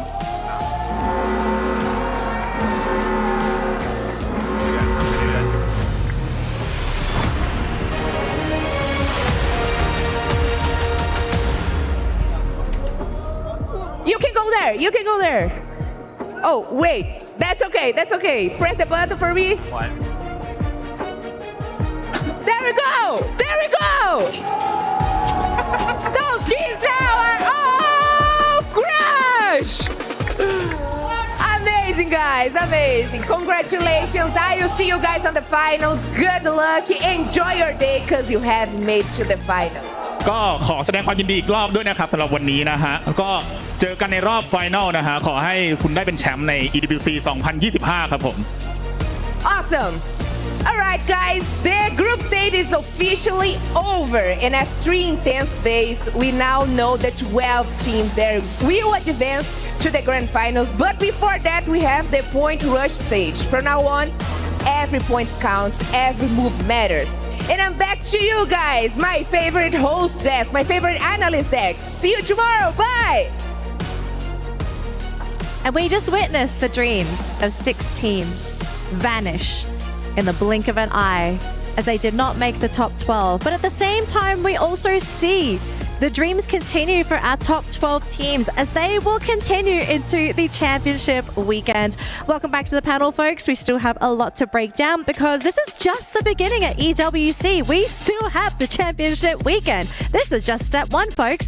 But how into the championship weekend, because we have our top 12 teams. Do we think it's going to be a repeat of last year? Is it maybe going to be a dark horse that claims the title? What do we think? I personally think that it's not going to be a repeat because these teams have felt that sting of defeat of being so close and yet so far. But I think for everybody out there watching and looking at the overall rankings, that last match alone, DRG fans, Dragon fans are looking at it and just praying. They were praying that VSC did not get enough points, and they were just short by 3. I don't want to think that it's going to be like a repeat, but we can see Team Falcons as the first and Loss as the second. But I mean, Loss right now used to be the team that just ended EWC at the second spot. So maybe we can see some things like pretty similar, but I'm not really sure about it. I think we can see like Fluxo improving and Pain Game improving. We also can see Buriram improving because we always expect we always have high expectations from them, but it was really nice to see those teams playing, and I'm really happy with our top 12. Yeah, I do agree. I mean, there's a lot of changes that might be happening in this overall rankings as well as comparing them from last year. So there's no bottom line just yet. Everything can change because we're going to hit the reset button, 4-point rush as well as grand finals. Exactly. So all of a sudden, with everyone back on even playing fields, I mean, it's going to be a bit of reinvigoration, maybe some motivation, maybe some surprises, but also a question of whether the curse is real, right? Because we did mention this coming into the broadcast that Free Fire Esports, we have a bit of a curse where whoever does well in the knockout stage, that team never gets the championship title. So coming into the championship weekend, is that curse going to continue? Because Falcons, they were last year's champion. And look where they are today. I refuse to believe this. I refuse to believe the superstitions, the conspiracy theories. If it all happens all over again, then the earth is flat, vaccines don't do anything. Like, again, you throw it in the ballpark, our universe is in a globe, like everything. Where's the tinfoil hats? We need them right now. Well, we'll have to see though. Probably they can do something that RRQ did at that point, like do some rituals from what we've seen earlier, just to make sure that the curse doesn't happen. But again, there's a lot of things that might change, a lot of things that might happen overall, because we've seen great improvement from those who were chasing on that top 12. Those who we expected to be in the top 12, unfortunately, didn't really make it. Yeah. Well, it looks like our Kidia top plays are ready to go, folks. Let's have a look and see what were our top plays here for day 3 for Free Fire at EWC 25. I mean, gentlemen, I want to ask you actually, what was your favorite play today? Was there any particular game, any moment where you just thought, that's a game I want someone to watch? Oh, this is a tough one. I hope they show it in the highlights. The one that we're seeing right now is unfortunately when VP getting wiped out because of the amount of thirds. But I think some of the best plays have honestly come out from the Tom side. Like, Lost has done some really good work, but I think even Pain Gaming as well really stepped up to the mantle, especially against some of the best teams in the world coming in from Southeast Asia. One thing I would say though, it might not be the best, but it's nerve-wracking. Oh, yes. The final 2 teams, the potential clutch that Dragon Esports could have done with against the VSS, the double headshot. Double headshot. And like if that went through, not only are we celebrating Dragon Esports getting to the top 12, but like them showing the biggest highlights for this year. I completely agree. Because, well, in my opinion, we need to see that type of move coming from the teams that were in the bottom. So, well, it was really important, and I mean, I like to believe that it was, important for them too. So now they are inside of the top 12. So, I mean, that's kind of good news. She's just holding back. I can see how excited she is for 4 Brazilian teams coming in. Sorry, the LATAM region's team representatives coming in, especially in a tournament like this where there's so much money on the line. like excited or worried for one team specifically because they were almost in there. It's a good thing like Fluxo managed to get in the top 12 and stay in the top 12. No, but I need to believe that it was like a bad luck stuff or something like that, you know. I think Fluxo will improve, and I mean I'm happy with the way that we finished our knockout stage. Well, to clear out the knockout stage, we have an MVP. Now, before we reveal who's going to be our Sony MVP of the day, I want my panel to throw some guesses. Who do you feel was the highlight player? Remind? I think that's a pretty good shout out here. I mean, you know, double headshot, pulled the team through, got a lot of picks on the most important teams, both VSC and as well as Onic in the very final game to eventually qualify. I think that's a pretty good shout. For me, I think, I might be taking it away from you, but General, like leading the team to get all those points, especially for today. Yeah, he's really good. He's really, I mean, I don't know. He keeps all the confidence of the team like in a high level, you know. So he's a really important player. So I can agree with that. All right, so let's see who is nominated as our Sony MVP of the night. It is Deuce. So unfortunately, the panel was not correct, but look at Deuce's stats. Look at the numbers. Oh my goodness. It's all over the place, but look, he carried his team on his shoulders. Well, this is somewhat expected, but we just miss it because, well, AGAL coming from outside, like on the bottom 6.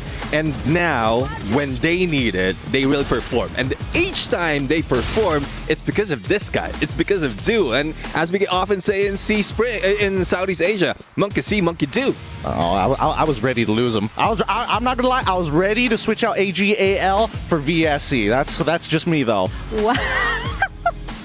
This man just so quick to swap out his teams. Oh boy. But then again though, because Du got MVP here, I kind of wonder, is he going to be the MVP for his team this championship weekend? Going into Point Rush, you know? AGAL, they did not look that strong in the knockout stage, but because everything is going to be reset, no points, everyone is on the same level playing field, maybe AGAL turns out to be one of the top dogs after all, because it's not fun being an underdog sometimes.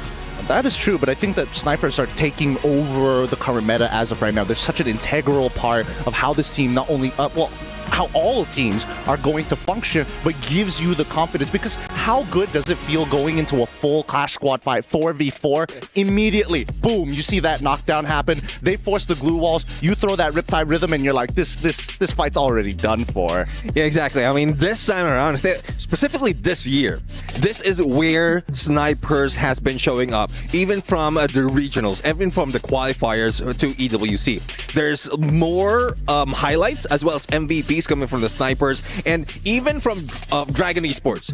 Their IGL, or like Remind, is the one leading the team, and he's also a sniper, and probably the reason as well why they were able to get to top 12.